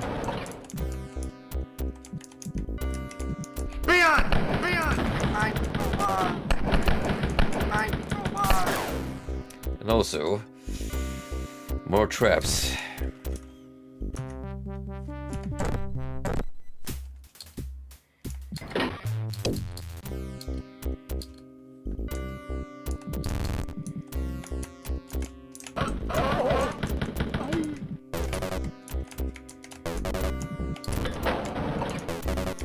Might want to take care of that room first,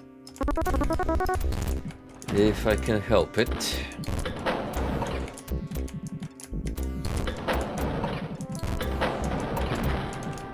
Since it does look pretty evil to me.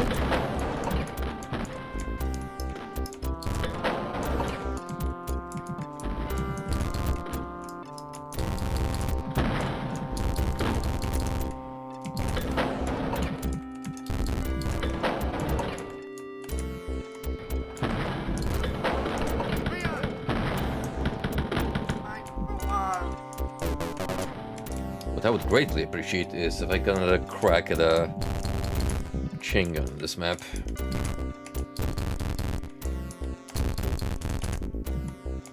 We might not get so lucky, but one can hope. Leon!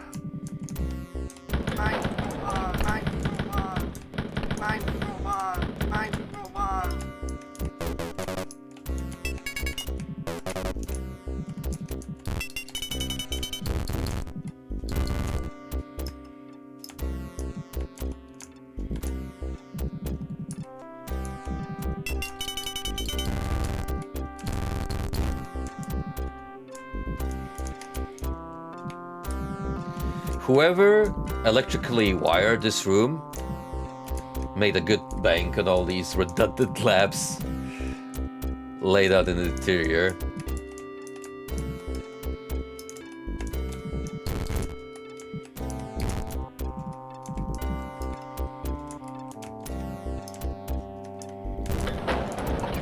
But hey, at least it's well illuminated. Just for the sole purpose of guarding that silver key.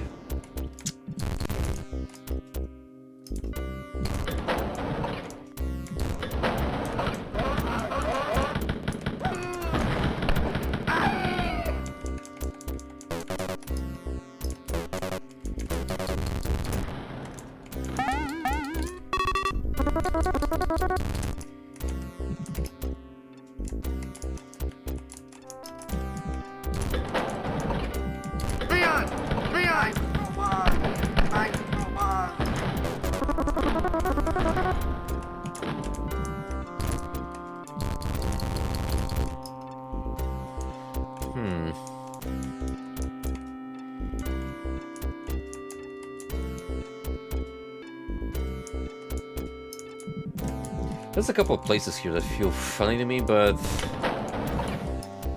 pretty sure I already checked them.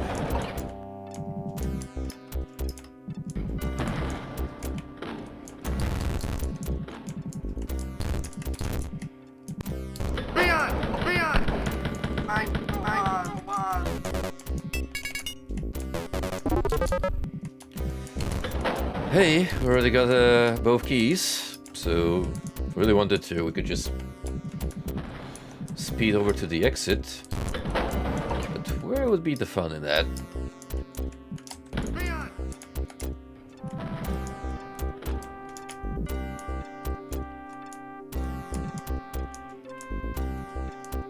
Where is he? I definitely woke up Lieutenant.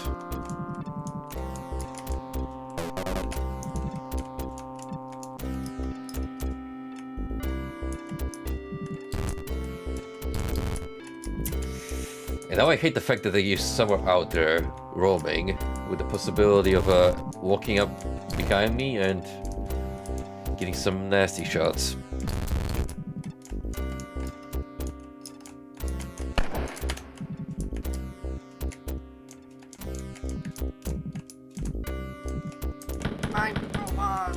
Okay, that wasn't too bad.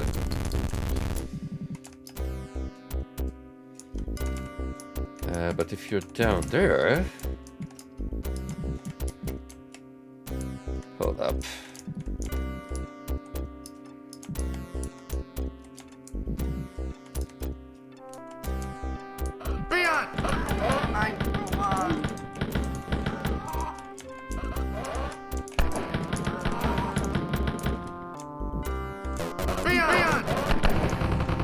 Ooh. No, thank you.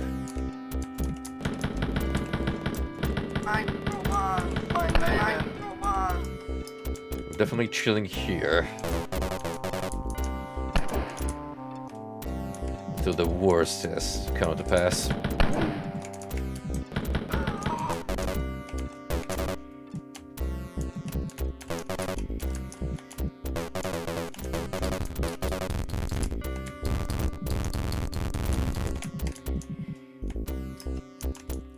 Yeah, I think a friend there.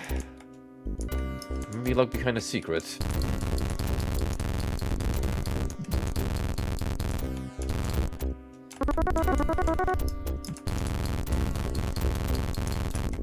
Now comes the question of getting there.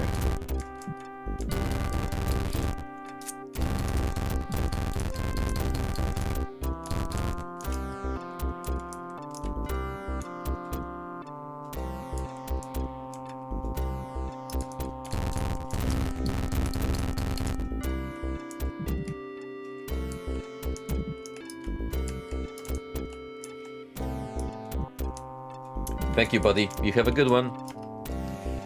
See you again soon. I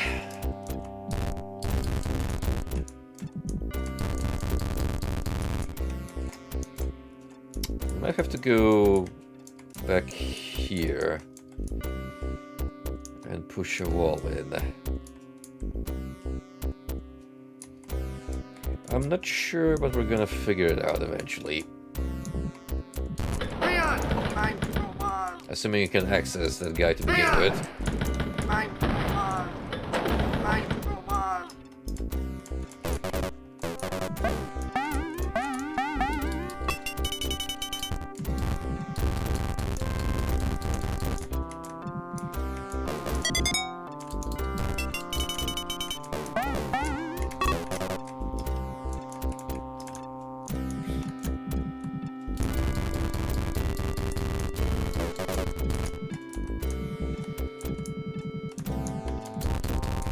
Come on. Now you guys have something tucked away on this map.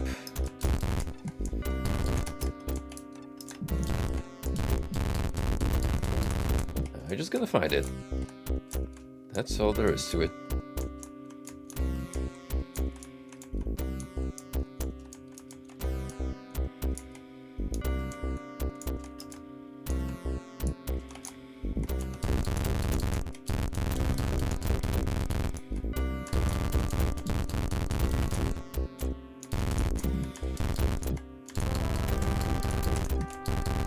This is simultaneously the most fun, but also irritating aspect about Wall 3D. The way Doom secrets, by contrast, have more visual cues behind them usually. Well, here it's more deductive work than anything else.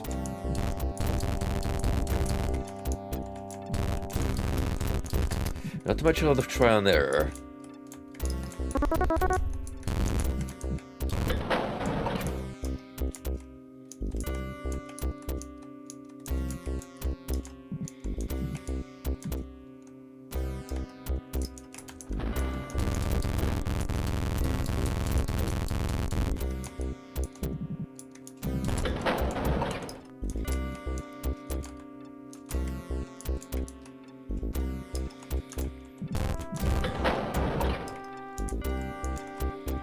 So I'm gonna go like this.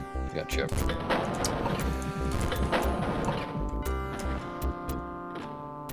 Actually, no. Need to make a turn.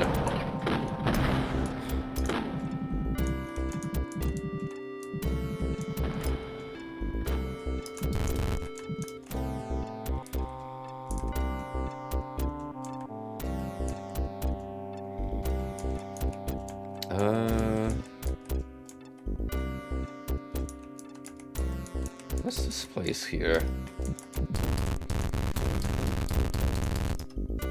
I can't even get to it.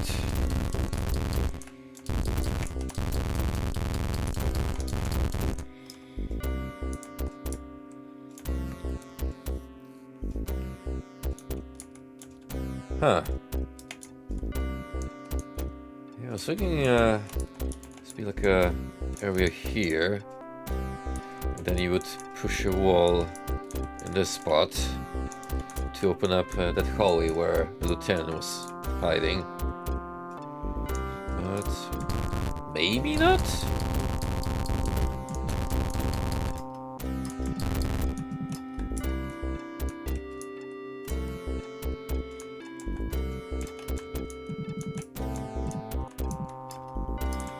Yeah, screw it. One more brief look and then I'm out of here.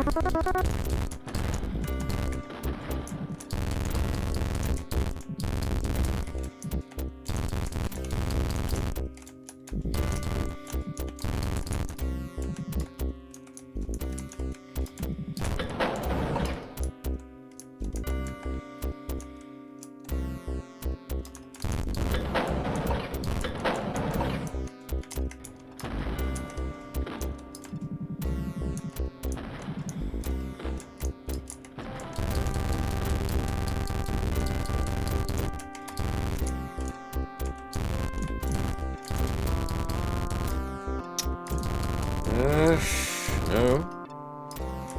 There's nothing as far as I can tell.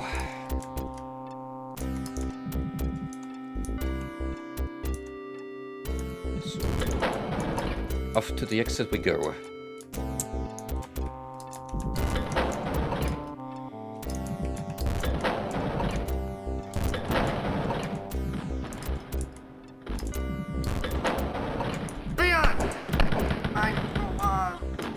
Actually, no, because I haven't been to this room at all.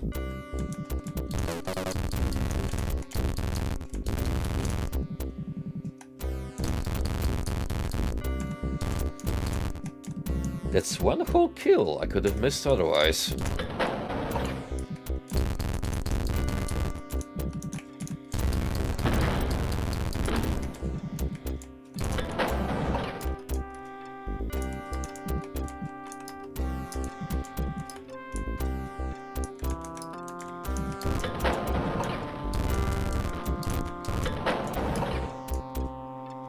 No, wait, I'm already getting lost.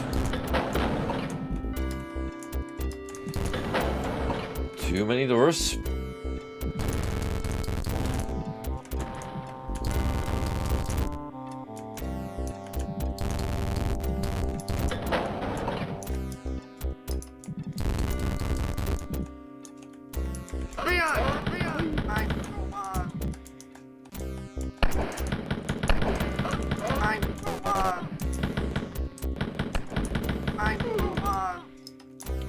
Whew.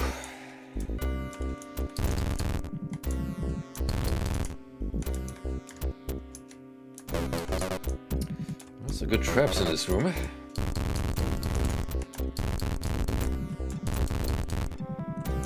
With the way those guys pursue from all possible angles.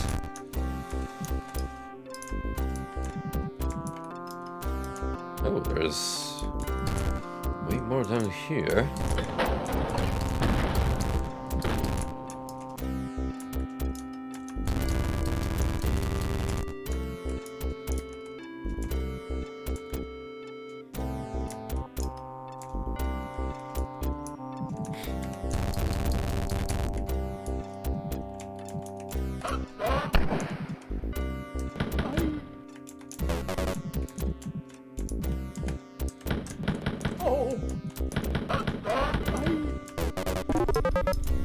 Thank you for the free medkits.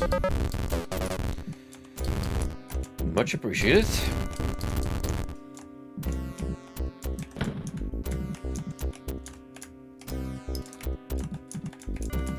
I probably should have grabbed all of them because there still might be some guards in this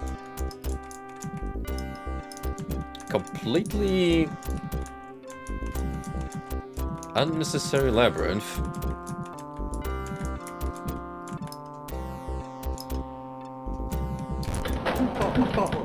Mein Leben! Mein Leben!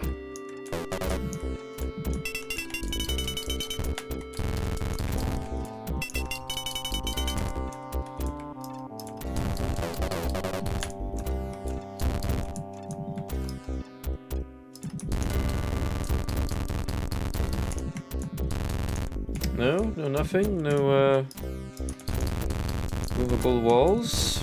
No here. Doesn't even shock me remotely.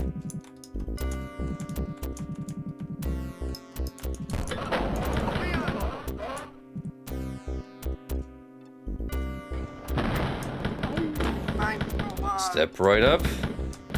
It's a shooting gallery, but with Nazis, which makes it just fine.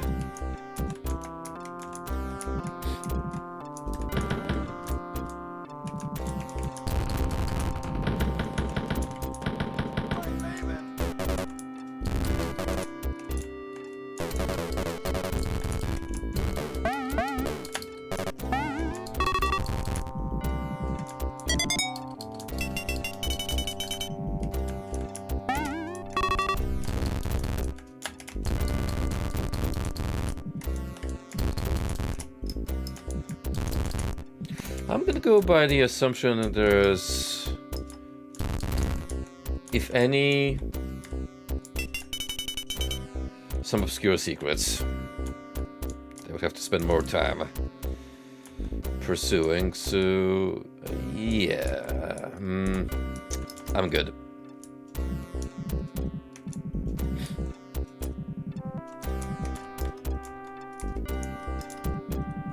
That's the way I feel about the Doom ones anyway, and we know how convoluted Doom can get, especially when you consider the timed aspect of some secrets. I'm looking at you, John Romero.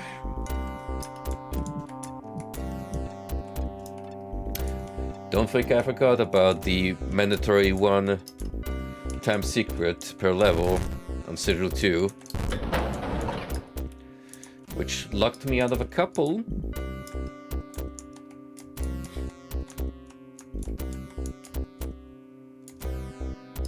Oh, I completely by the exit. Silly me.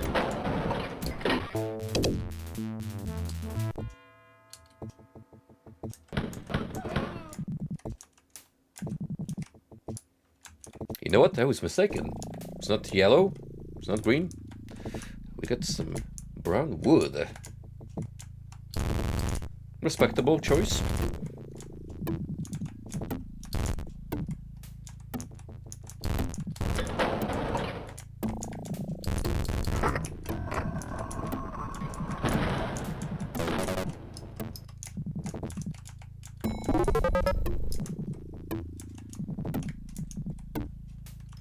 Let's make a mental note about this stash right here. No, not Hitler's stash. The ammo stash.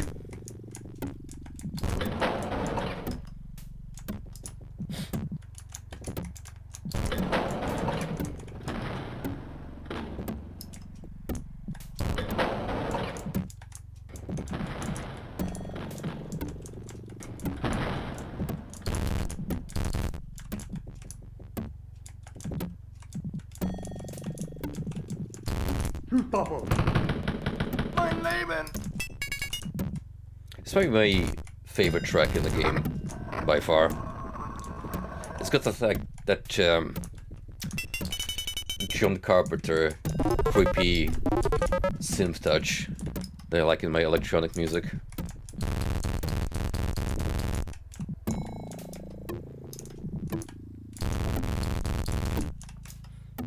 You just hear that warble and you're like, oh, chef's kiss. Peak audio design. Sound engineering at its finest, in fact.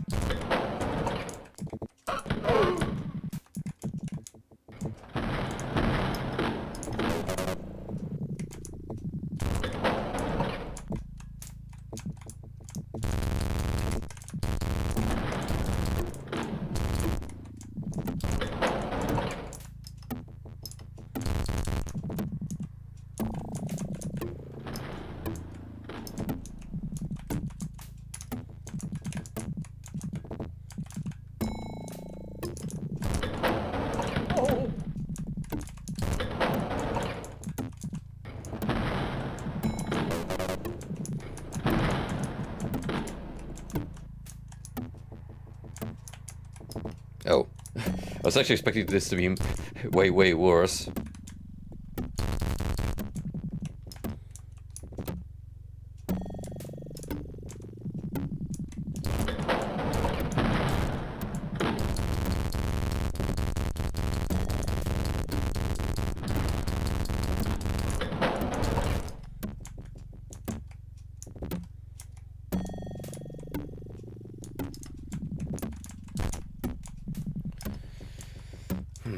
Now we're off to, already have the gold key. So, logically speaking, northwest.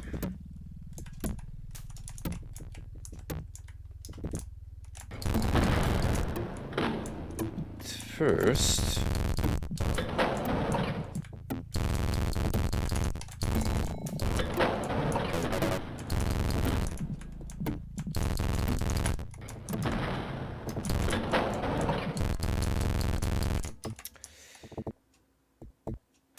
I swear, when I see a bit of unused space, like here, I assume there's gonna be something more to it. I mean, maybe, well, we connected behind the locked door here. I'm just overthinking it.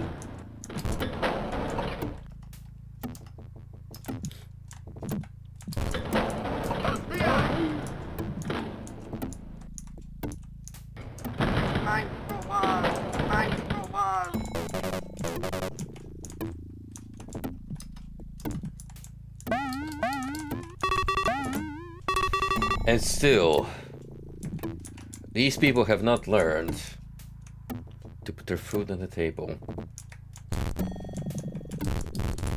Unless you're handing these drumsticks over to dogs, which highly respectable, but there is technically dog food in the game already. I don't know, maybe they're just being nice to animals, which is actually very touching, if that's the case.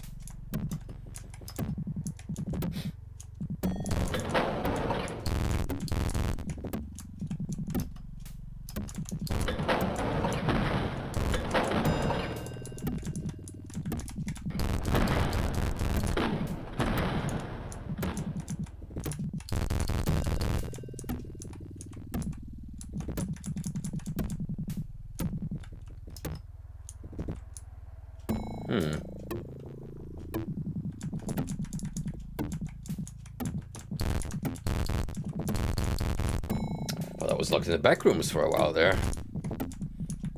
That or Noah's Ark, actually. This is like the almost exact same wood paneling you'd see in that game.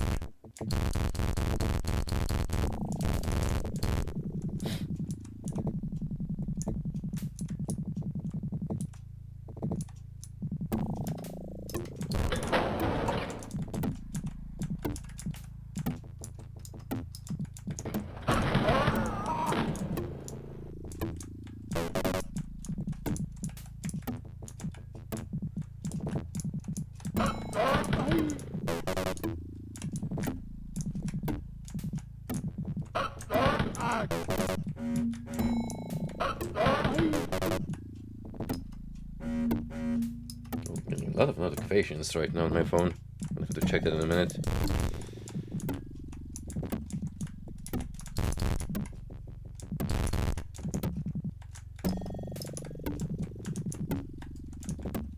Leon!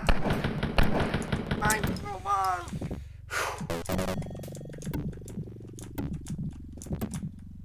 There was 2 hits too many. Man should have landed. Rather than I should have allowed.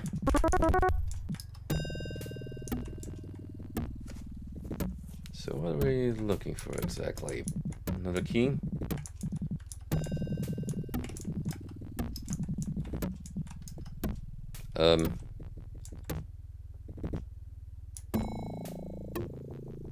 Seems rather pointless. I think I already hit the end of it.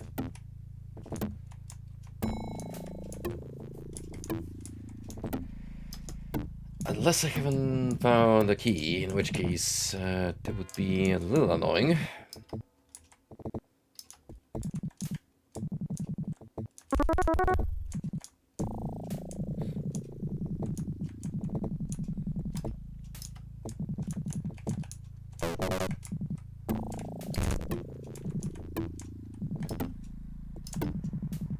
Pretty sure we're good though.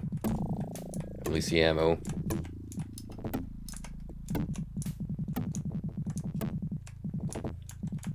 So we're just gonna run on the assumption that this place is for funsies, nothing else. I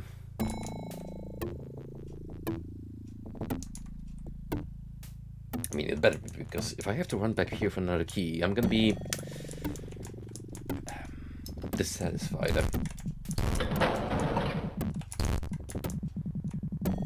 Guess we're about to find out.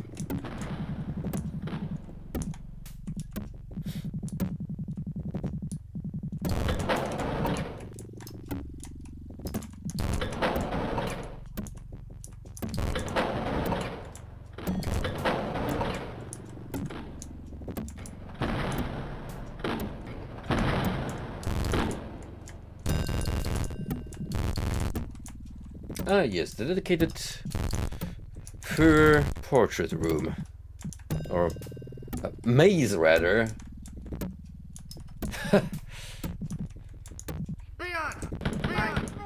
Holy shit. You know, it would have been even funnier if they used that hyper-realistic portrait we saw on the first map.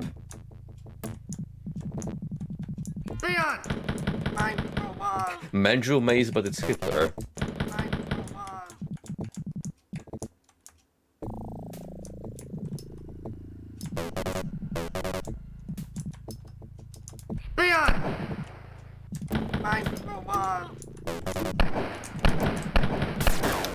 Oh, you... got stuck on a wall.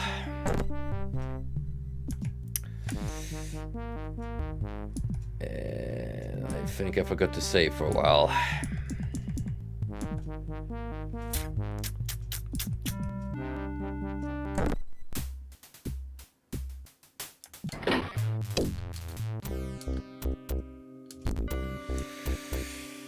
Oh, I think I ran through that whole map without saving.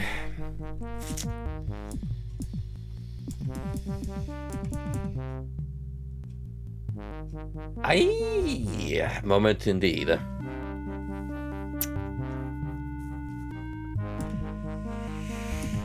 Alright, fine. I'm gonna bite. What else I can do at this point?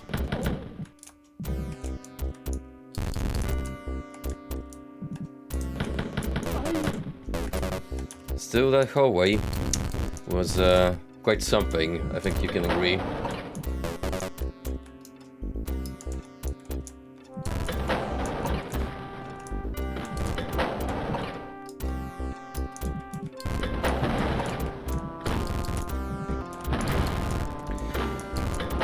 Too many Hitler indeed.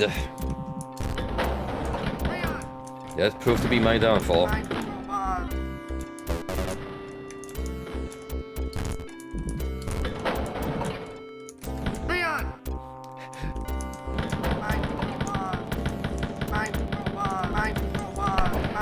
Who would have thought that the Fuhrer optical illusion was gonna be my downfall?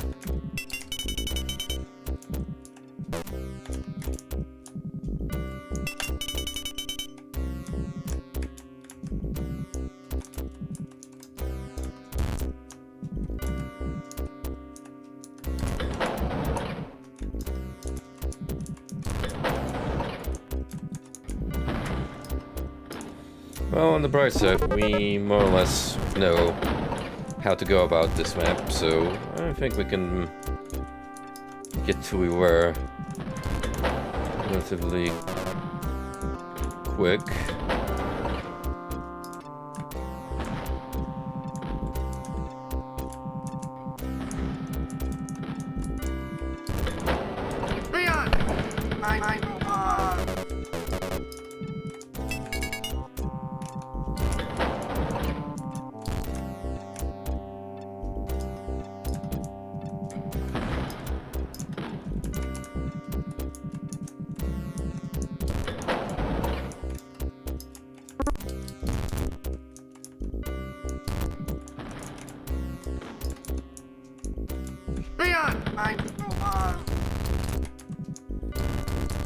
Maybe I get lucky enough this time around and I will actually find a secret, just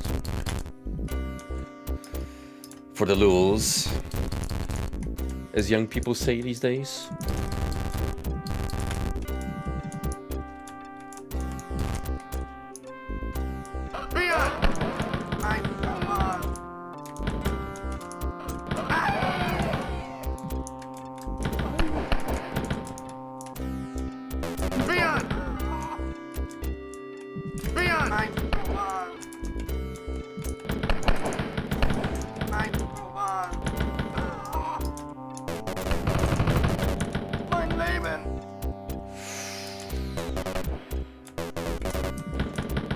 I really should have known better.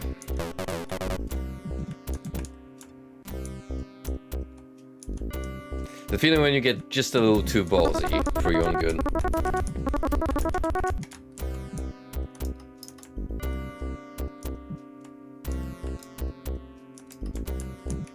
Leon! I'm on. I'm on. Leon! I'm on. Really should have known better.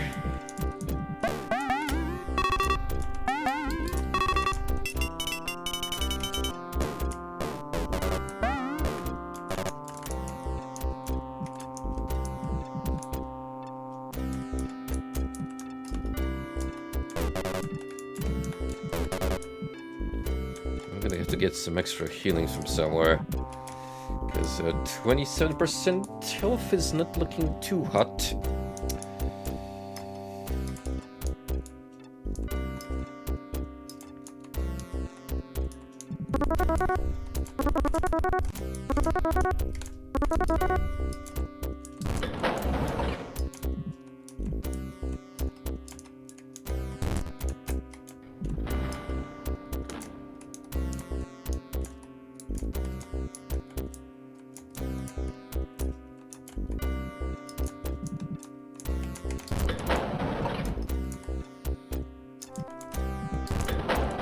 Leon! I'm on.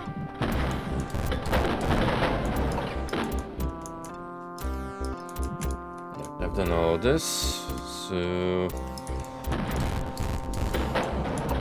I'm almost ready to go. Leon! Leon! I'm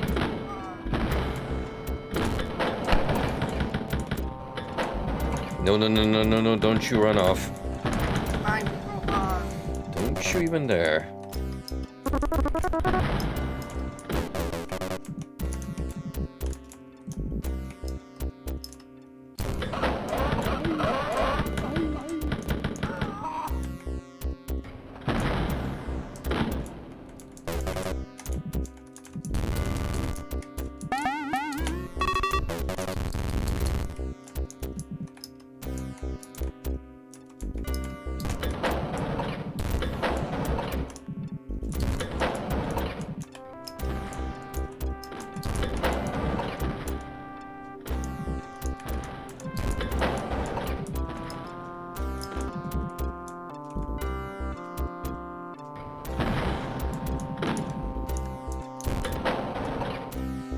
Sketchy in what way?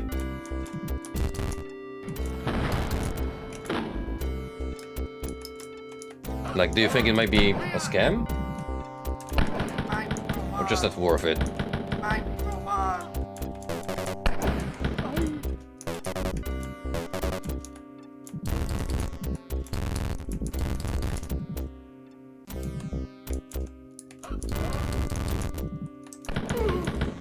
I'm on.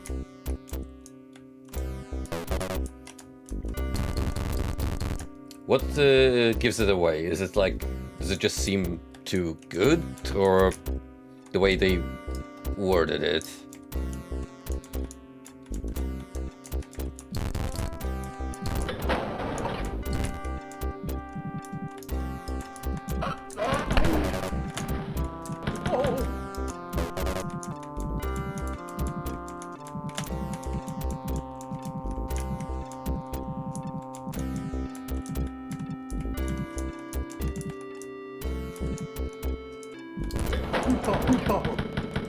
Mein Leben! Mein Leben!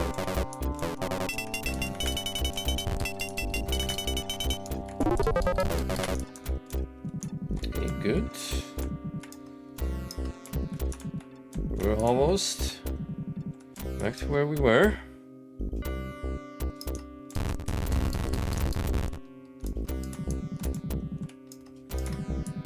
Just gonna fill up some space here for completionist's sake.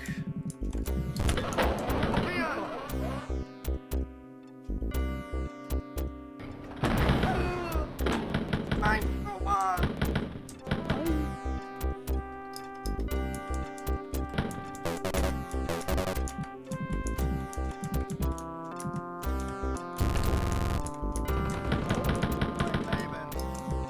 I was gonna say I was fairly positive that there would be a machine gun guard here. Boy, am I glad my memory was correct.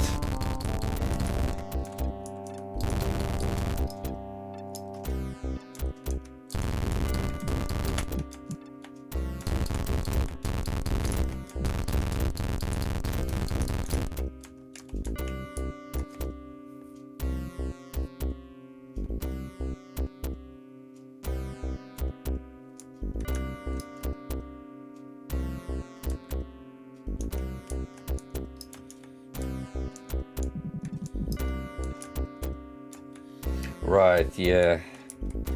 That might be a little too fishy then. Do you think you'd be able to land the job without that certificate in your possession?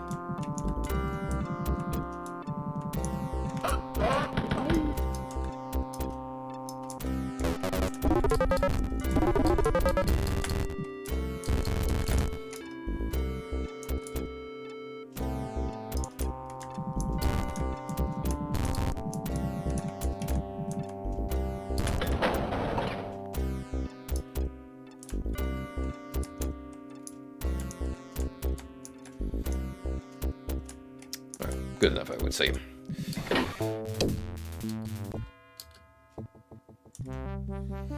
Now, let's not mess this routine up again. So while we're here, gonna check all these notifications I got.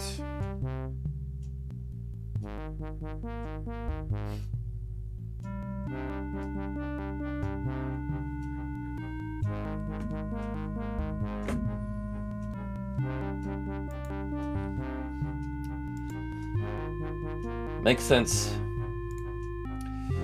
It's your call, and I just hope you end up with what is the best course of action.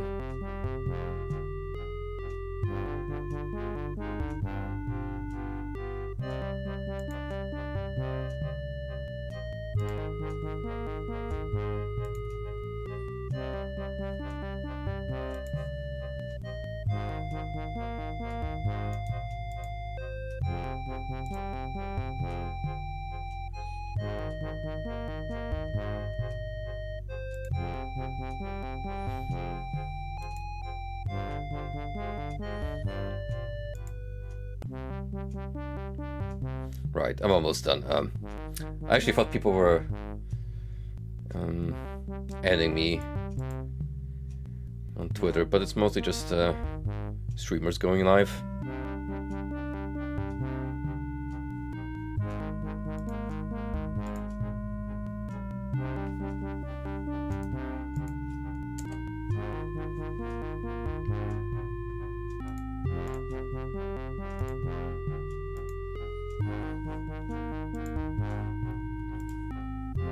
And here we go.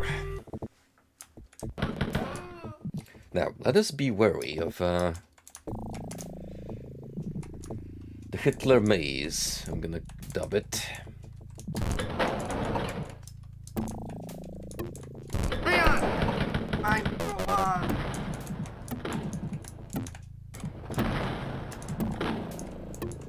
Oh, hey.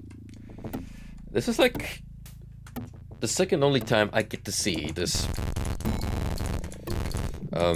fireplace get used throughout the game.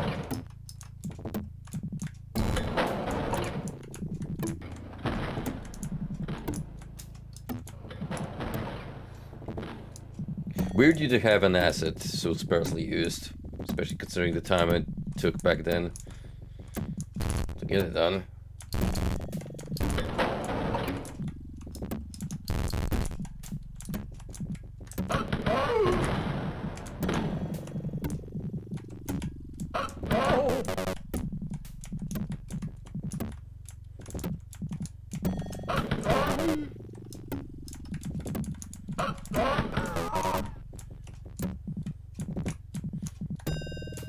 It's kind of satisfying when I get the upper hand on guards for once, instead of the other way around. Leon!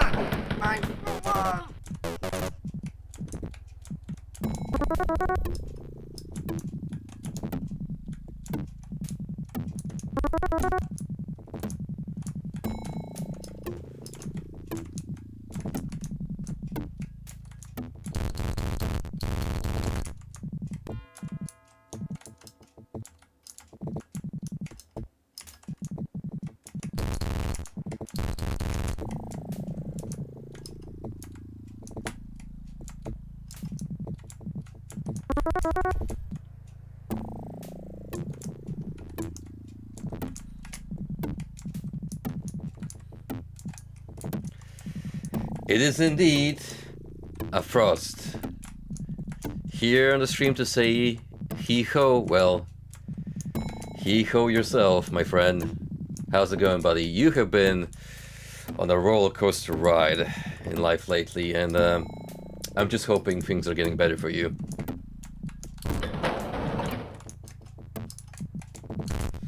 Like, I'm glad that your dad is putting up a fight to begin with, but man, I just wish he would have gotten out of the hospital for good.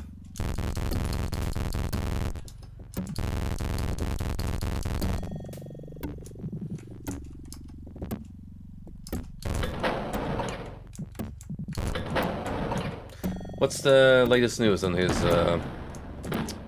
condition? Is it improving, hopefully?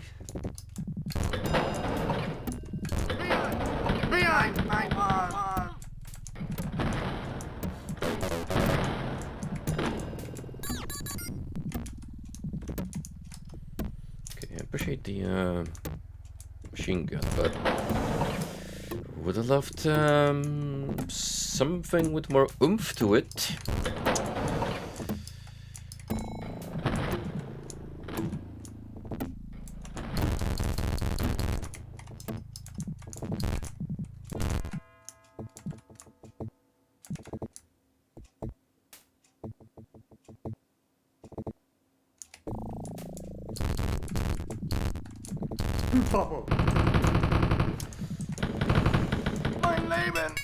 I mean, understandably so.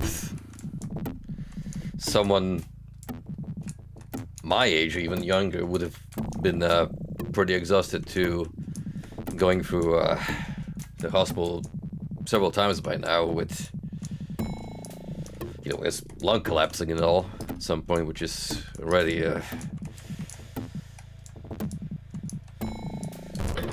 pretty tight spot to be in. So I do respect his will to withstand and keep on rolling.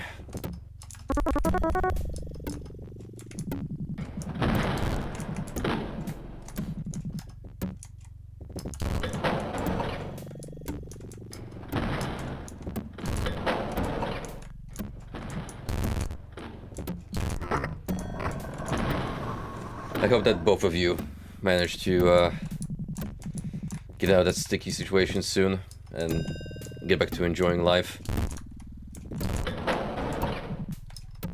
Did you manage to peep any AGDQ runs while you were pretty much patrolling the hospital?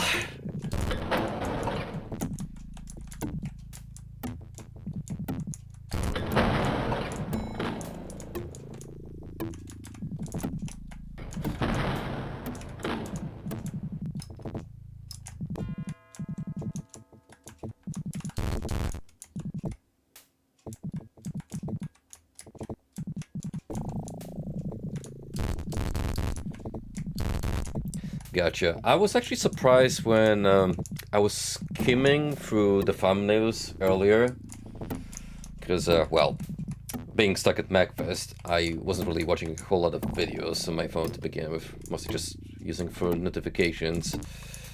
But did you see that we actually had a pretty chunky, all things considered, classic Blizzard representation this year? Someone ran Diablo, and then another dude played through StarCraft Blood War. No, Brood War, rather.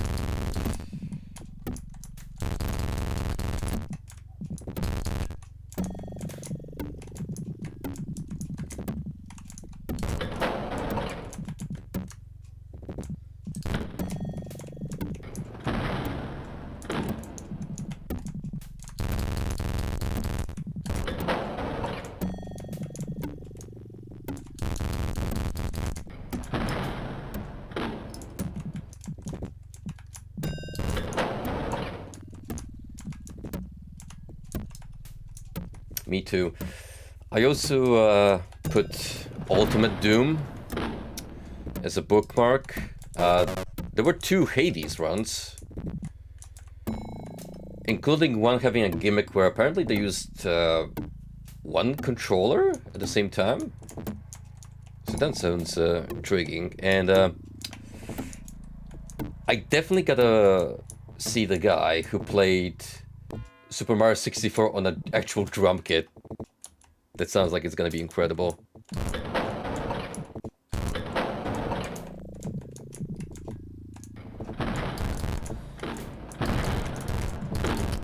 Alright, so here we have the cursed Hitler Labyrinth, which we will return to. Because see, the thing is, I don't remember if I found any more secrets besides that one here. I don't think so. I want to double check.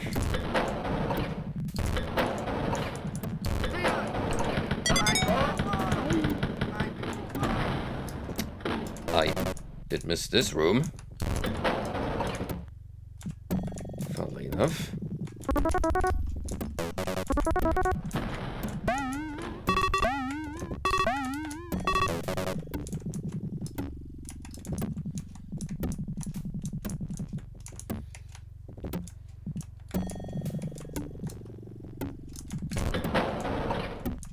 There was some minimal speedrun activity at MacFest. I wanted to tune into the Dark Souls any percent run live, but at the same time we actually happened to go eat Korean barbecue, and to be honest, considering just how much I gorged on meat, I would say that was a good decision I made.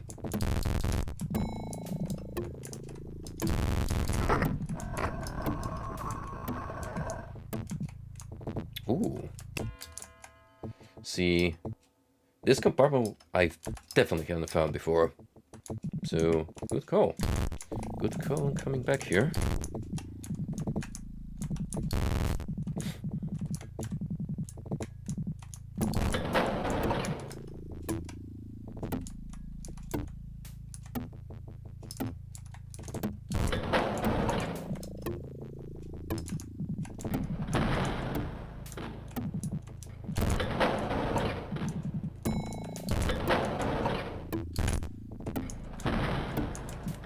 I'm not gonna lie to you guys, it actually hurts my eyes to look at this place. Oh, those portraits are just fucking with my head too much. Even if I'm just looking at the on-map layout, like, oh, look at this bullshit.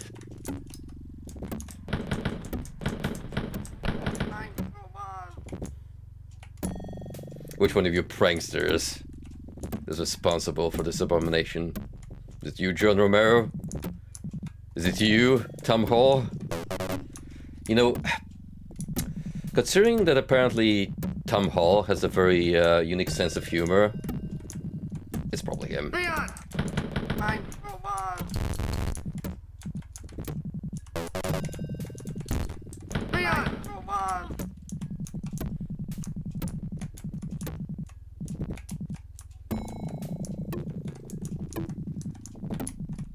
Leon!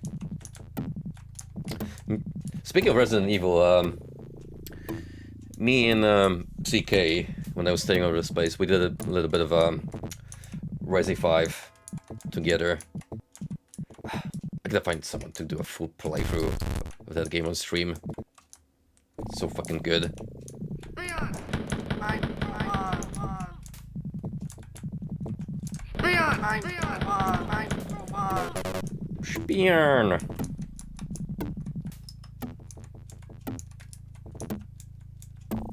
I'm telling you all, it's the Mandrill Maze, but with the Fuhrer.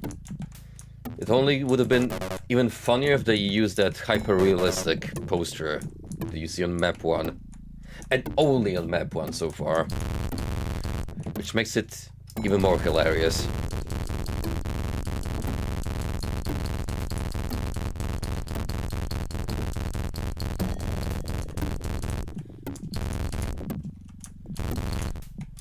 Actually, you know what? Spion might be a good future stream alert. So what's going on here? I see some makings of a room. Sweet. But could be more over here.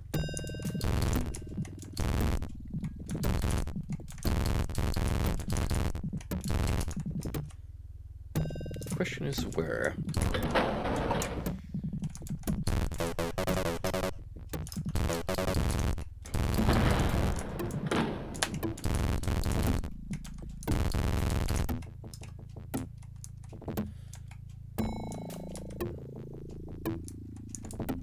Maybe you'll get like head down here to find the trigger.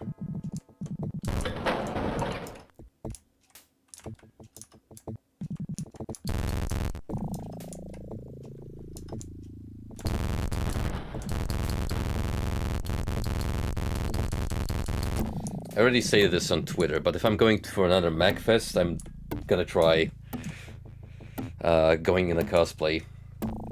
I can pull off a semi-believable Serious Sam. I just need to bulk up a little more. Get the iconic shirt, the shades, and you know, jeans and red sneakers are easily available.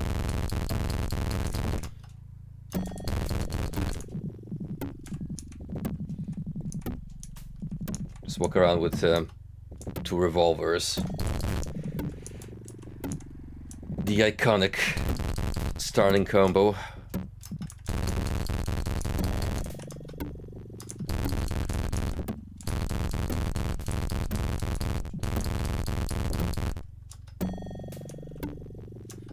No? Don't tell me that brick is just there for shits and giggles. I mean, it could be. You can never be too sure with these guys.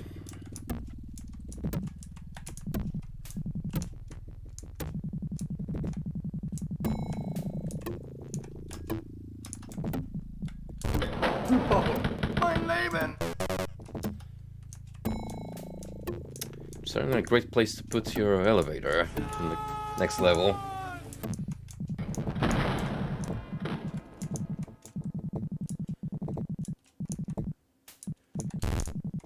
I gotta find a spot to sneak in Detroit, become human.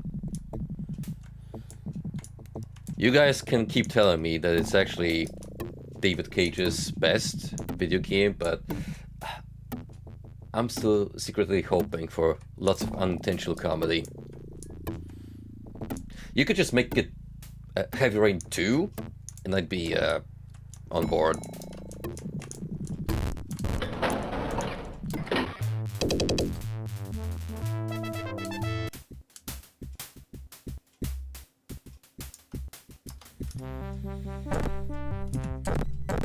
Alright, map number 5.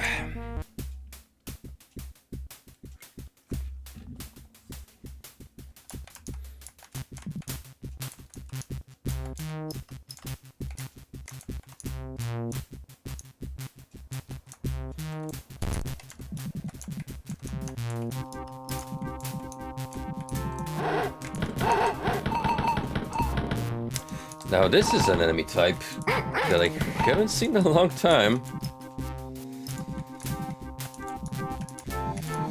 It's almost like they wanted to spare the doggos all the violence. Well, alas, the streak is broken now.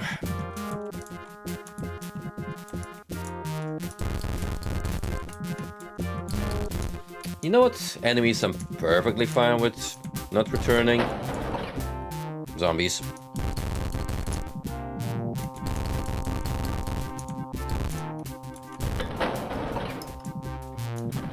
Leon!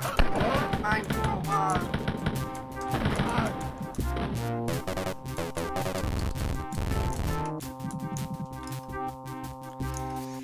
Frosty has just been busy with life in general. I totally understand that he hasn't really been able to stream or just do anything lighter in tone lately.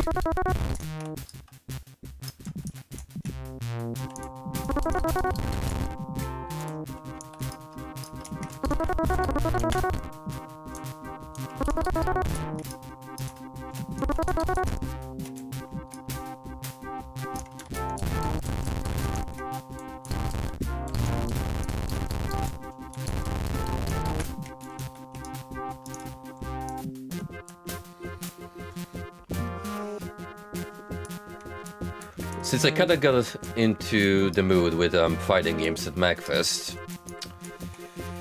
I'm gonna try to get more into Granblue now, just to keep the trend on, but also, I just really want to finish Persona 4. I'm already pursuing Adachi in his dungeon, and it's peak.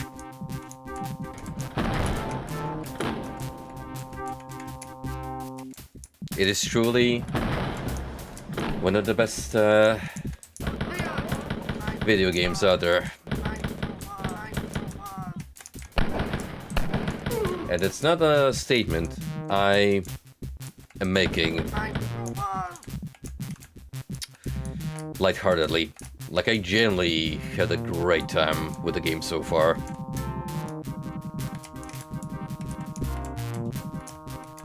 Really making you hit the feels with those character subplots and the all-around great writing.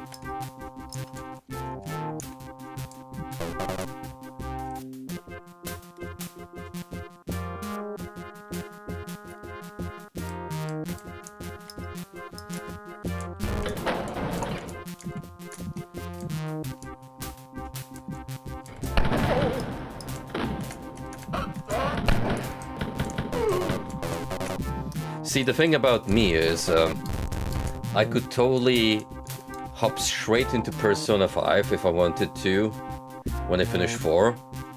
Because, now I'm not gonna point any fingers, but a certain someone present right here in this chat room may have bestowed upon me the Christmas cheer with a Persona 5 under my tree during Christmas.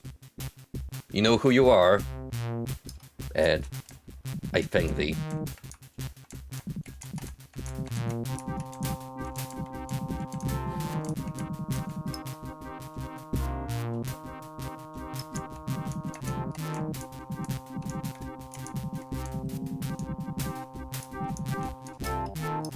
Oh no. Leave that toaster alone, you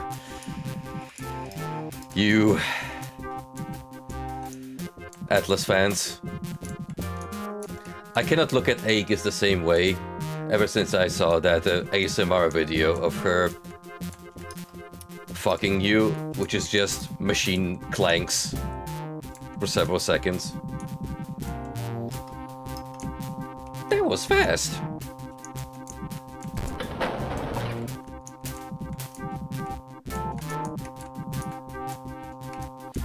Yo, what up, Moo? We got the whole squad in here now.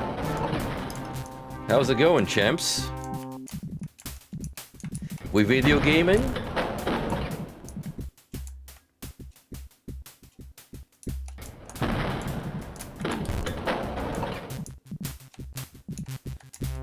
If it happens, Dine, I'll be there, no matter what.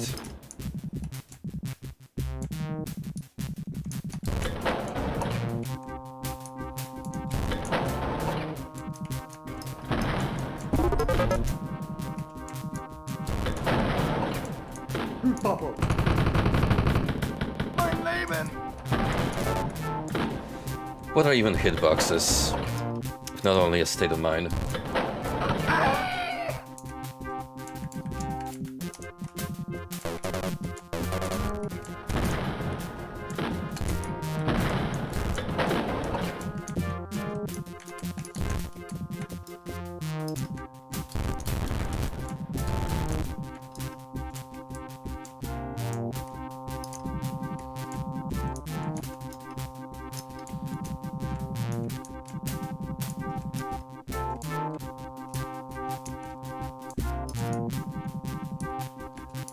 I'm happy that you guys have managed to find a less egregious Fox Lady gift to post in this chat, because that other one, it can stay off the platform.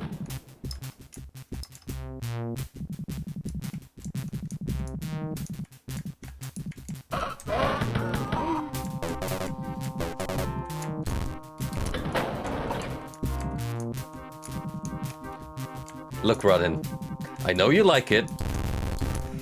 I know a lot of heart and soul went into making it for sure, but you gotta admit, it was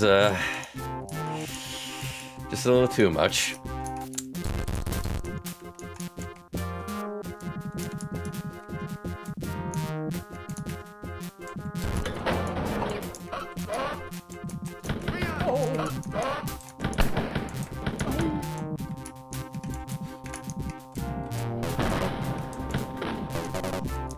Chain gun, I want that. I want that, and I want it now.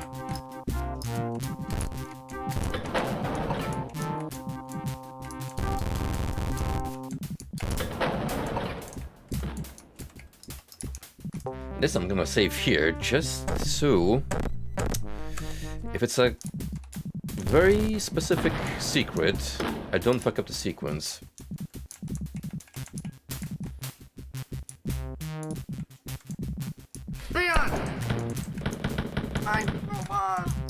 Oh yeah, thank you for reminding me. I gotta watch that video soon. It's only natural that he jumped on that game after the last one he covered in natural sequence, so to say. It's funny to think about how the original 8 Squad never got to return to Wolfenstein, and it took the later generations of employees to follow up on the series. And that's when like the real crazy shenanigans started happening, with magic becoming more prevalent, doubling down on the mix of high tech and occult, which, hey, it's fine in my book.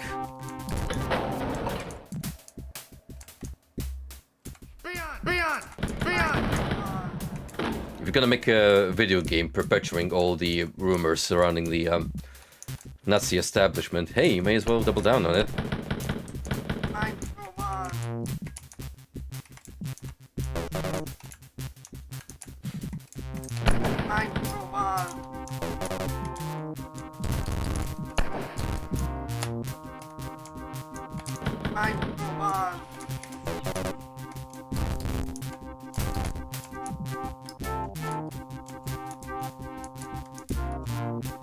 Going to see that Ching is not going to be easy to get. And I'm going to have to fight tooth and nail for it.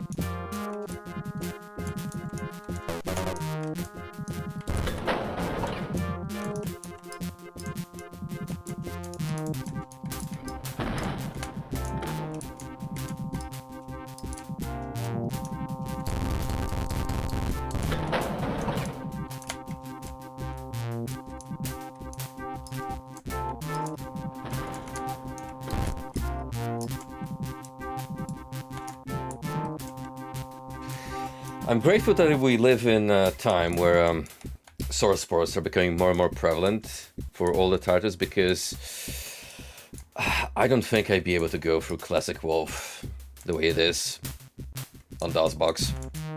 It just wouldn't be great of a time.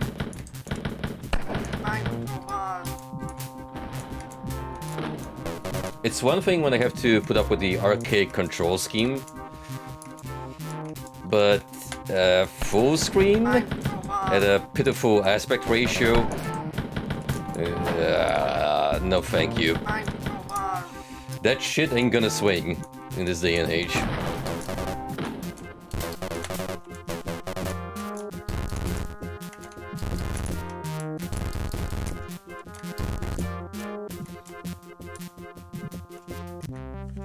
That being said, I am gonna have to look into the optimal ways of playing Heretic / Hexen, because oh, I don't know, someone may have bought those during the winter sale. A certain someone who might be streaming right now.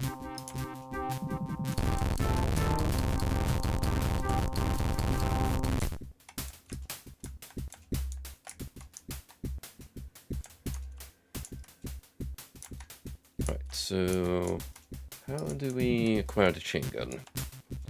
That's my top priority right now.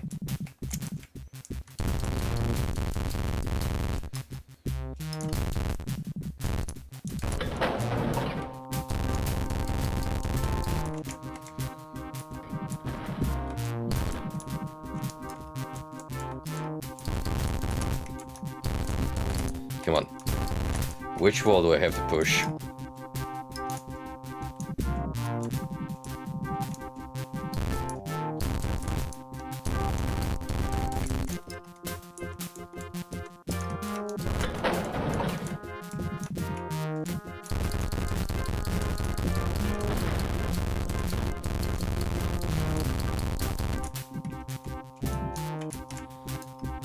It's not in this room, surprisingly.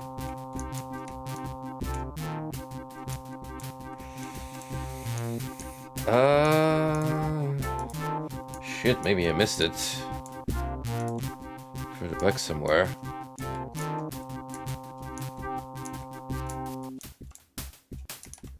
mean, I still need the keys, regardless.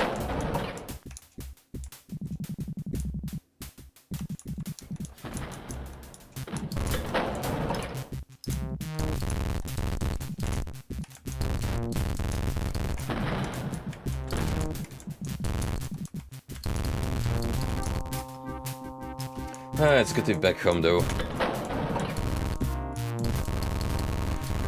No regrets in my trip overseas. I had a blast of a time, but I'm just glad to be sleeping in my bed again for the first time in over a week.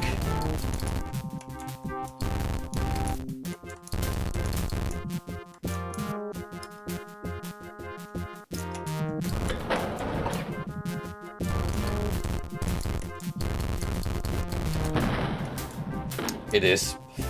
It actually is so lit to the point where on the day the event began, they already ran out of badges. Which speaks volumes as to how much that event has managed to grow.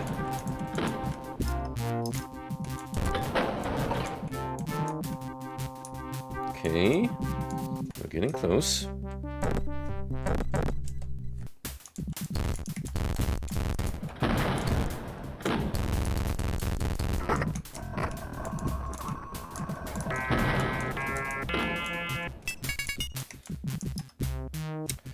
So you had to go in here to also find the key.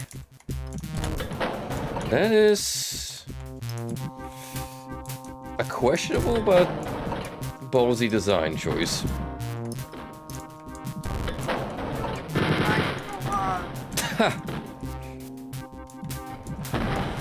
Okay, that's actually kind of funny.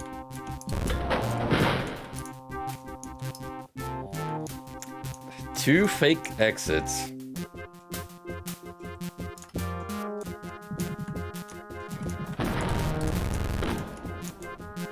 So gotta stroll through this maze again. Find the real one.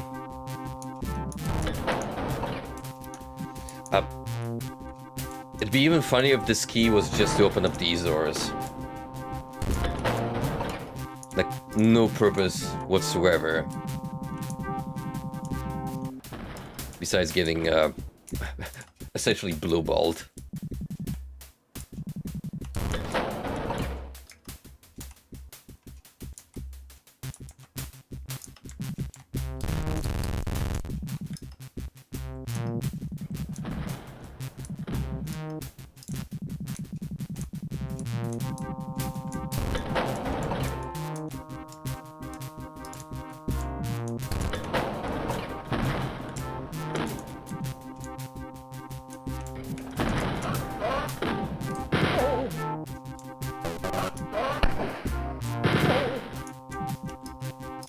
way less guards than I expected.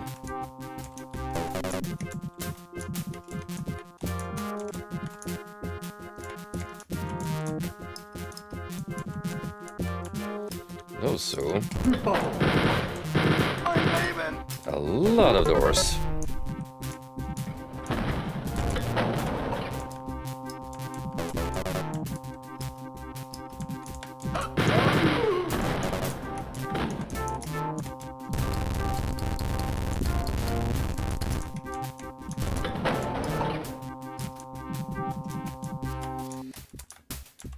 I cannot overstate just how much I love the minigun sound effect.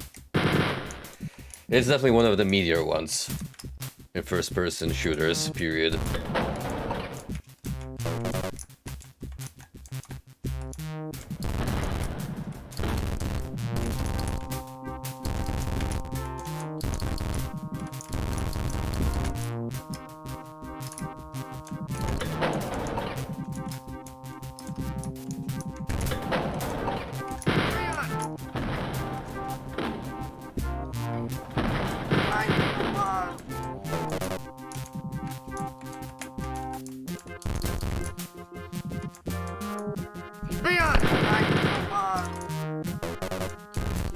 Frosty, let me tell you something crazy.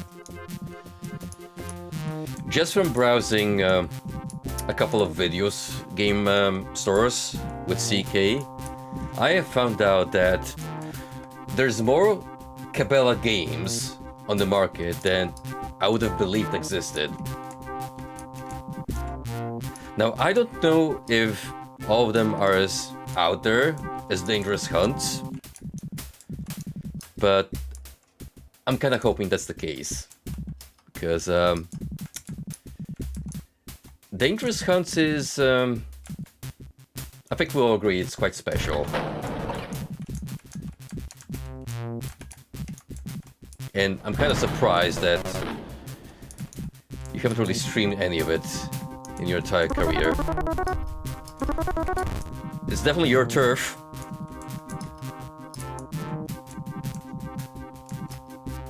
Also, when's that Duck Dynasty stream coming along,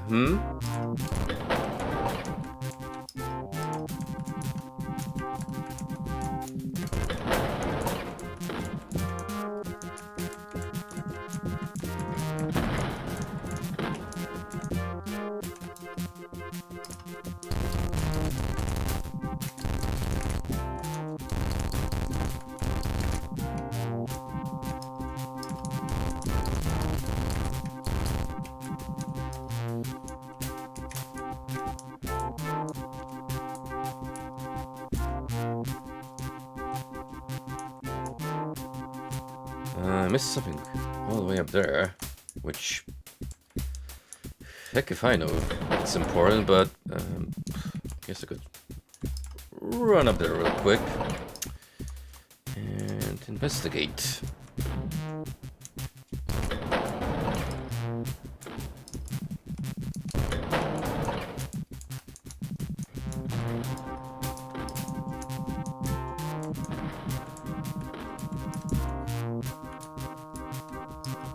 Oh, right, that's the beginning. Just to fill up the area. I'm a little confused.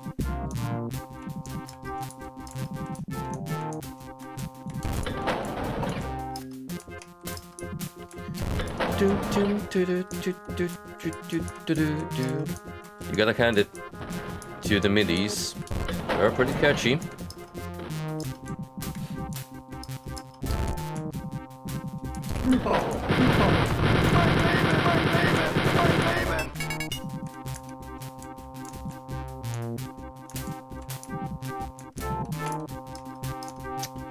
I could have sworn I got flanked, which is why I panicked and scrambled into this room as quickly as possible.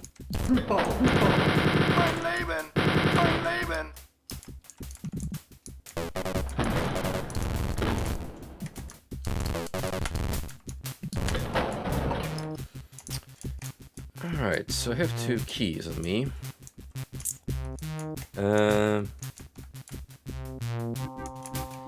Ah, there's the actual exit.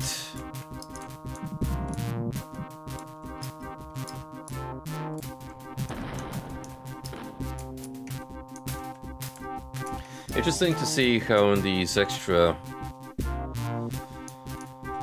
maps the layout got complicated enough to the point where I actually have to run around the entire map if I want to beat it.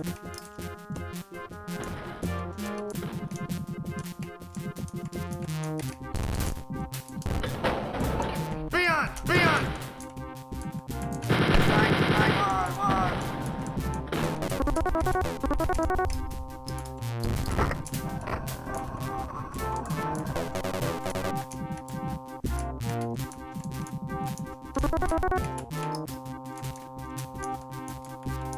Oh, we got one secret, potentially two if that Chinga one counted.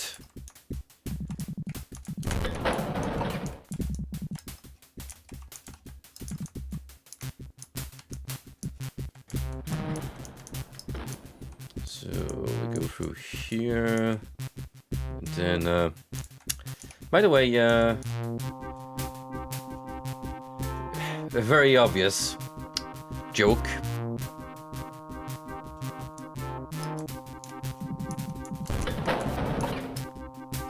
I mean, it's not the first time we're seeing that symbol of the game, period. With a room design in mind, but still.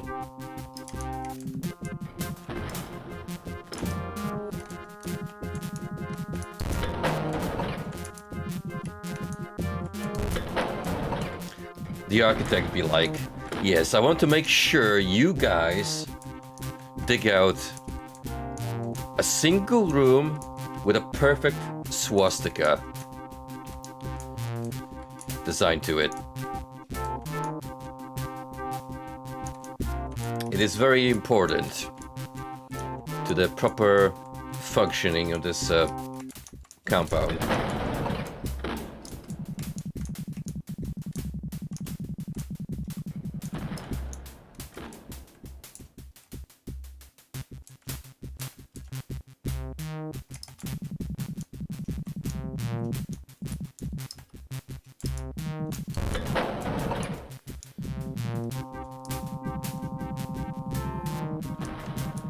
Oh, this would have been torture without the auto map.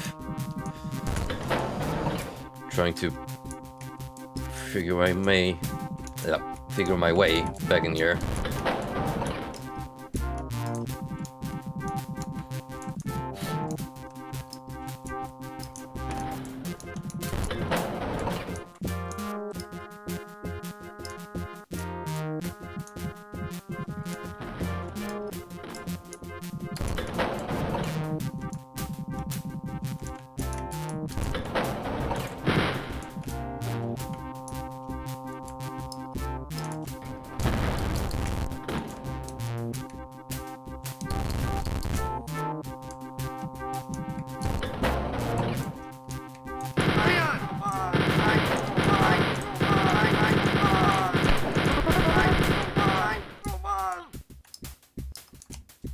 Wow.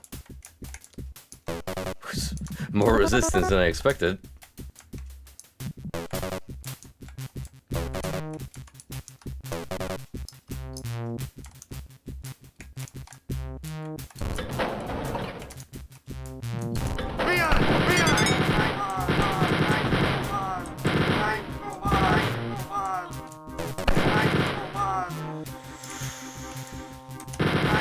Fuck.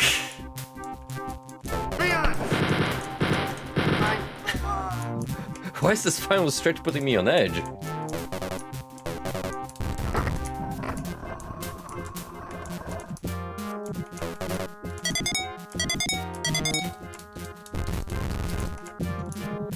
It's fine, we got the triple extra life whammy. So in case we did die, we'd have a couple more continues. But yeah, imagine doing a pistol start of this. Not ideal.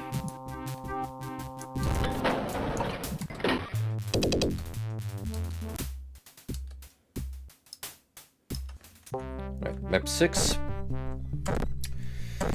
Probably gonna do this level and then call it for the night.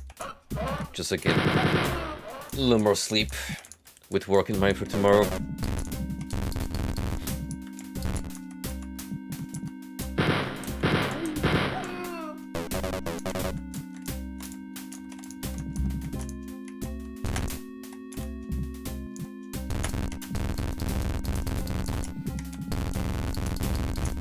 This extra set of maps is getting a little chunkier, after all, as we persevere.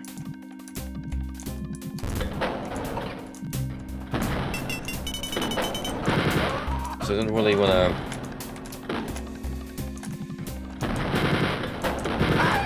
blaze through them on my first playthrough.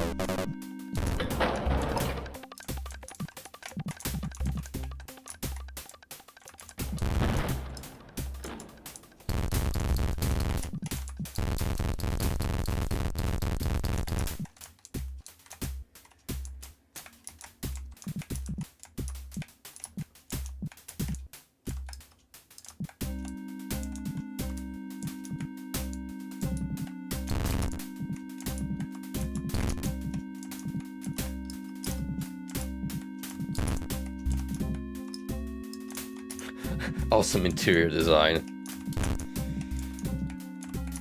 Dead end, armor, door.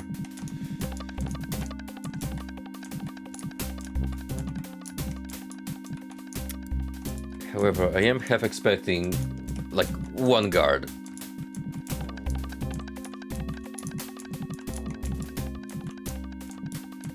Just to mess with you.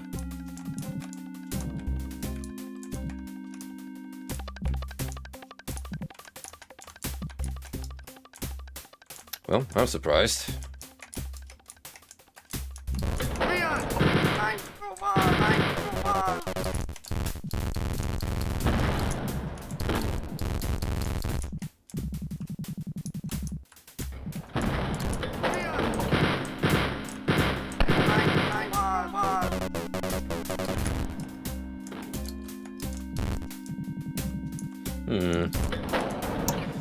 I think you can see a trend.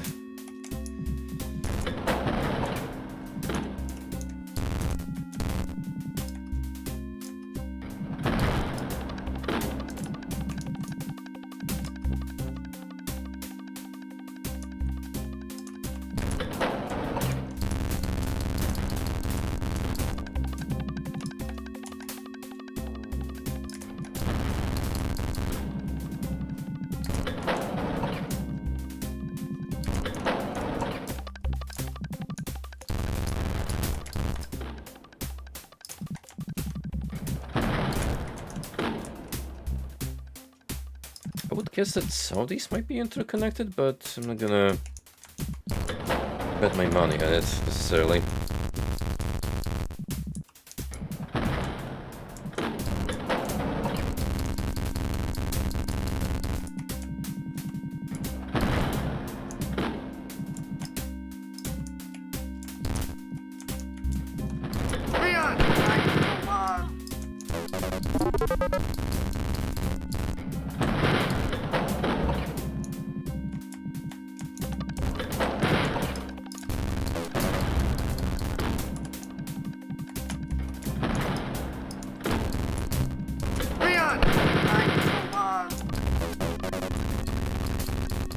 Open door. Get greeted with gunfire.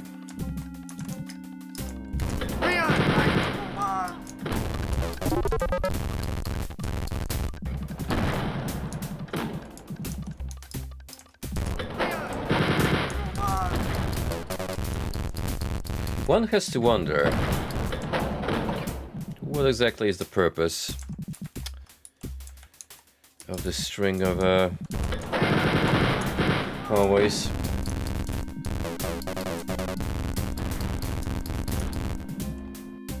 I just like to come here in my downtime and pace around the blue hallway, reflecting upon my poor career choices.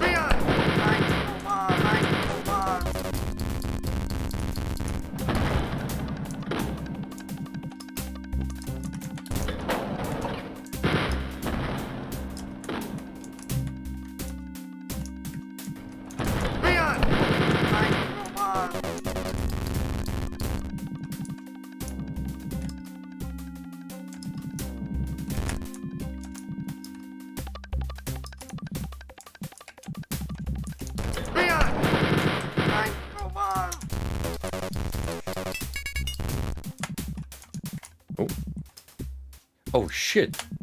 It made an L turn! How shocking!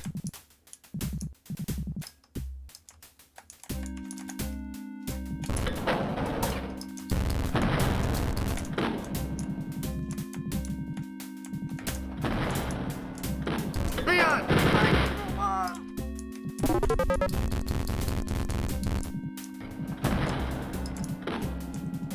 Leon! Mine! Come on! Mine! Come on! What a weird fucking level this is.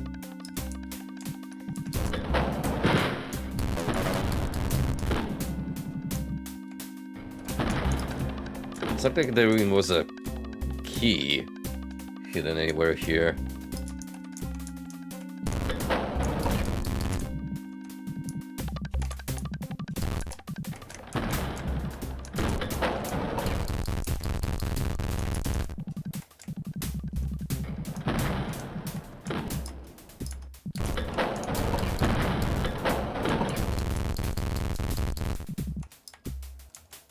Unless I'm missing a very specific wall.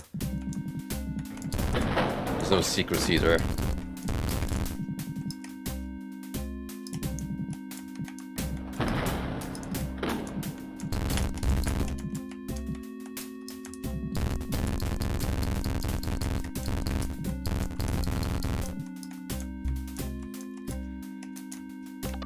Well, anyway, now that that's taken care of.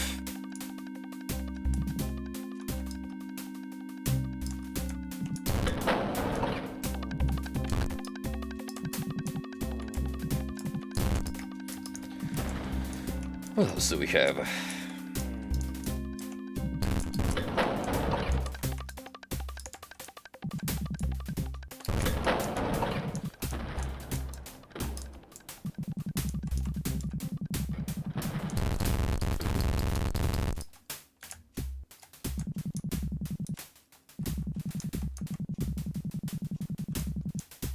May as well use the run button, even though it's like insanely fast. And the walk speed isn't atrocious to begin with.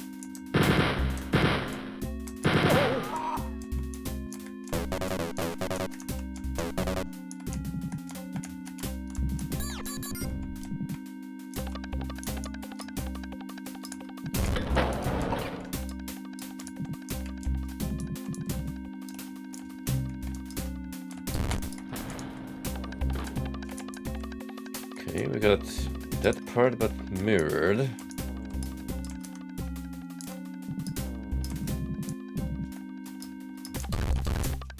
So now what?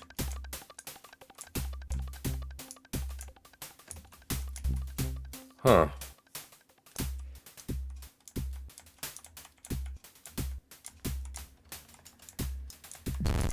I actually don't see a door for the gold key anywhere.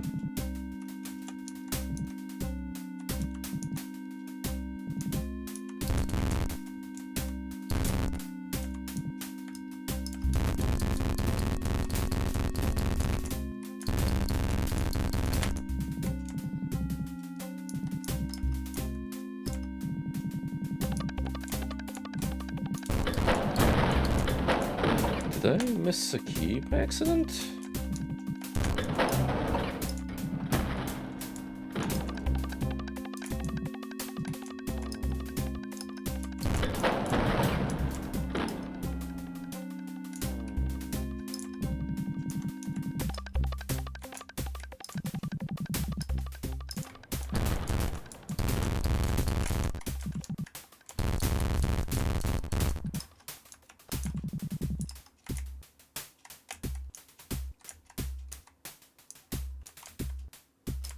Hmm.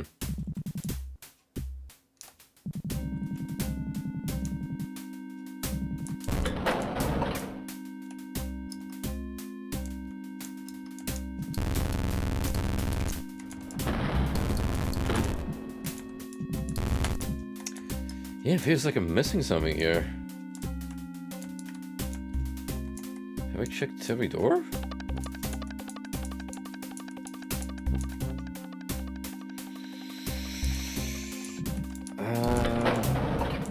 Hold on. Something isn't right.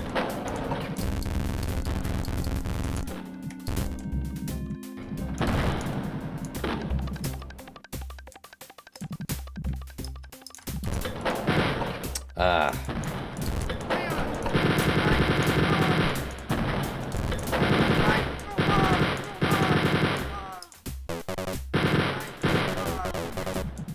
Go figure.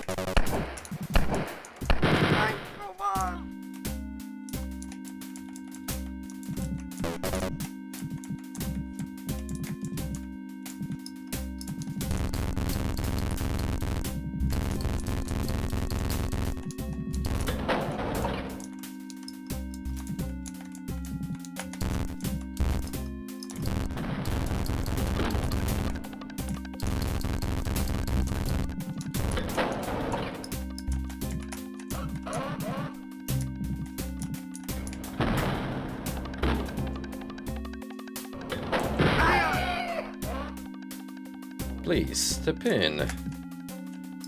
Spawning bullets for everyone.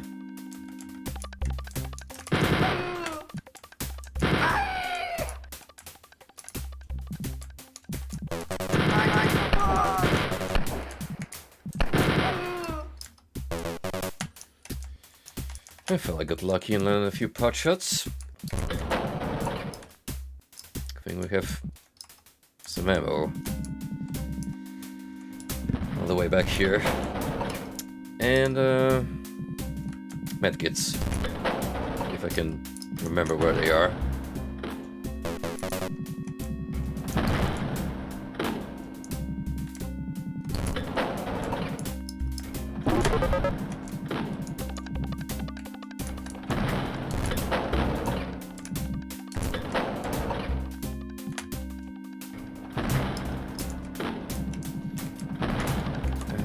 Wouldn't hurt to take one more,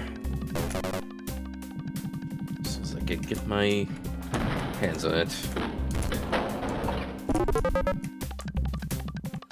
Sweet. Now let's pursue that pathway.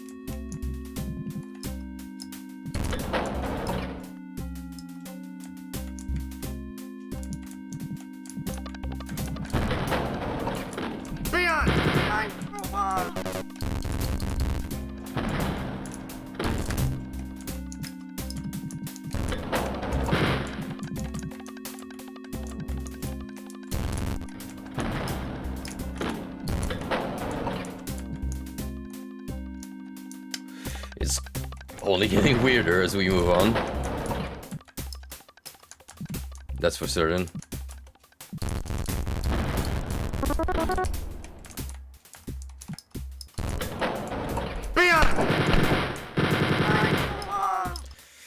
Yep, fuck that.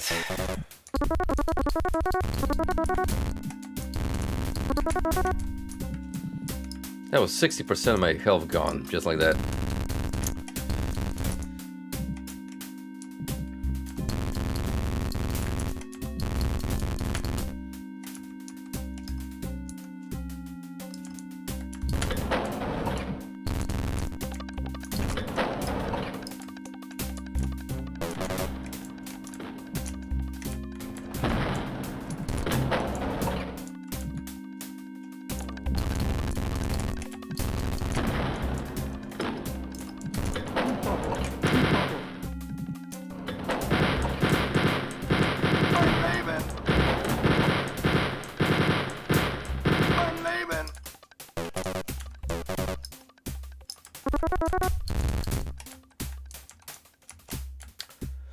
See, now, that's brilliant.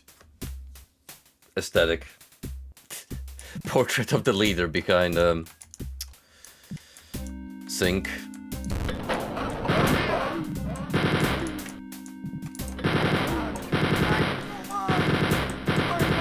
So you can think about the Fuhrer when you're washing your hands.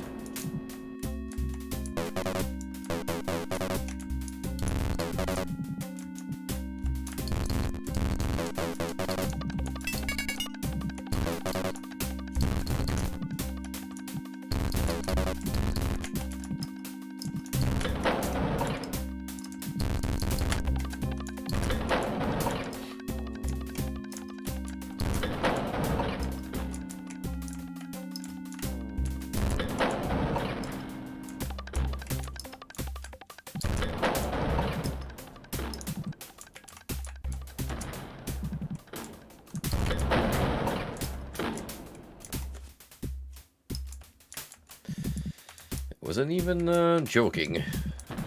These maps are getting increasingly more intrinsic as we move on. Leon! Come on!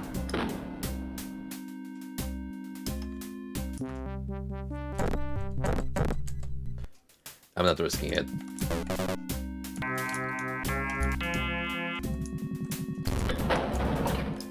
But I do appreciate there being a chain gun, not bound to a secret. In case you need to restart conventionally.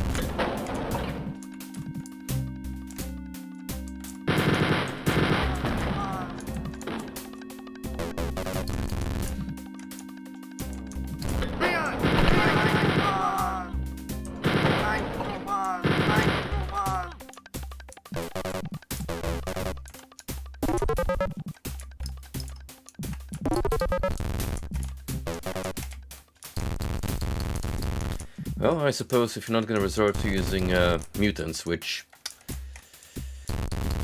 we're probably going to get to see them at some point anyway. But these dudes are your second strongest alternative. Besides flat out deploying a boss.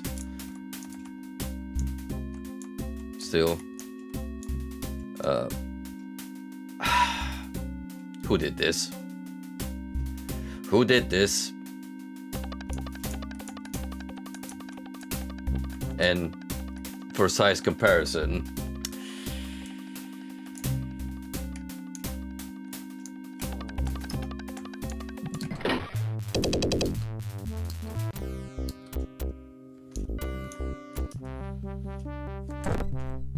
okay, we're gonna end here on let's see, map 7. So we did 7 total, 10 in total, I think.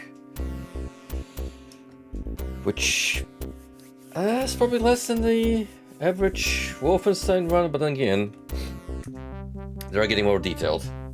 So the guys kind of went out when making this expansion pack.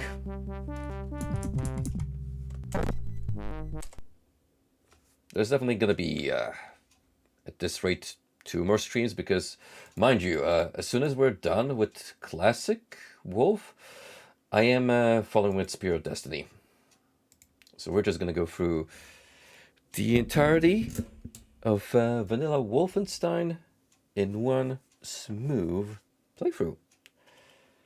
But before we do that, I also want to get back to Mortal Shell this week, so whenever I'm next available, that's gonna be our focus of the night. Anyway, thanks for coming along, guys. Appreciate the attendance tonight.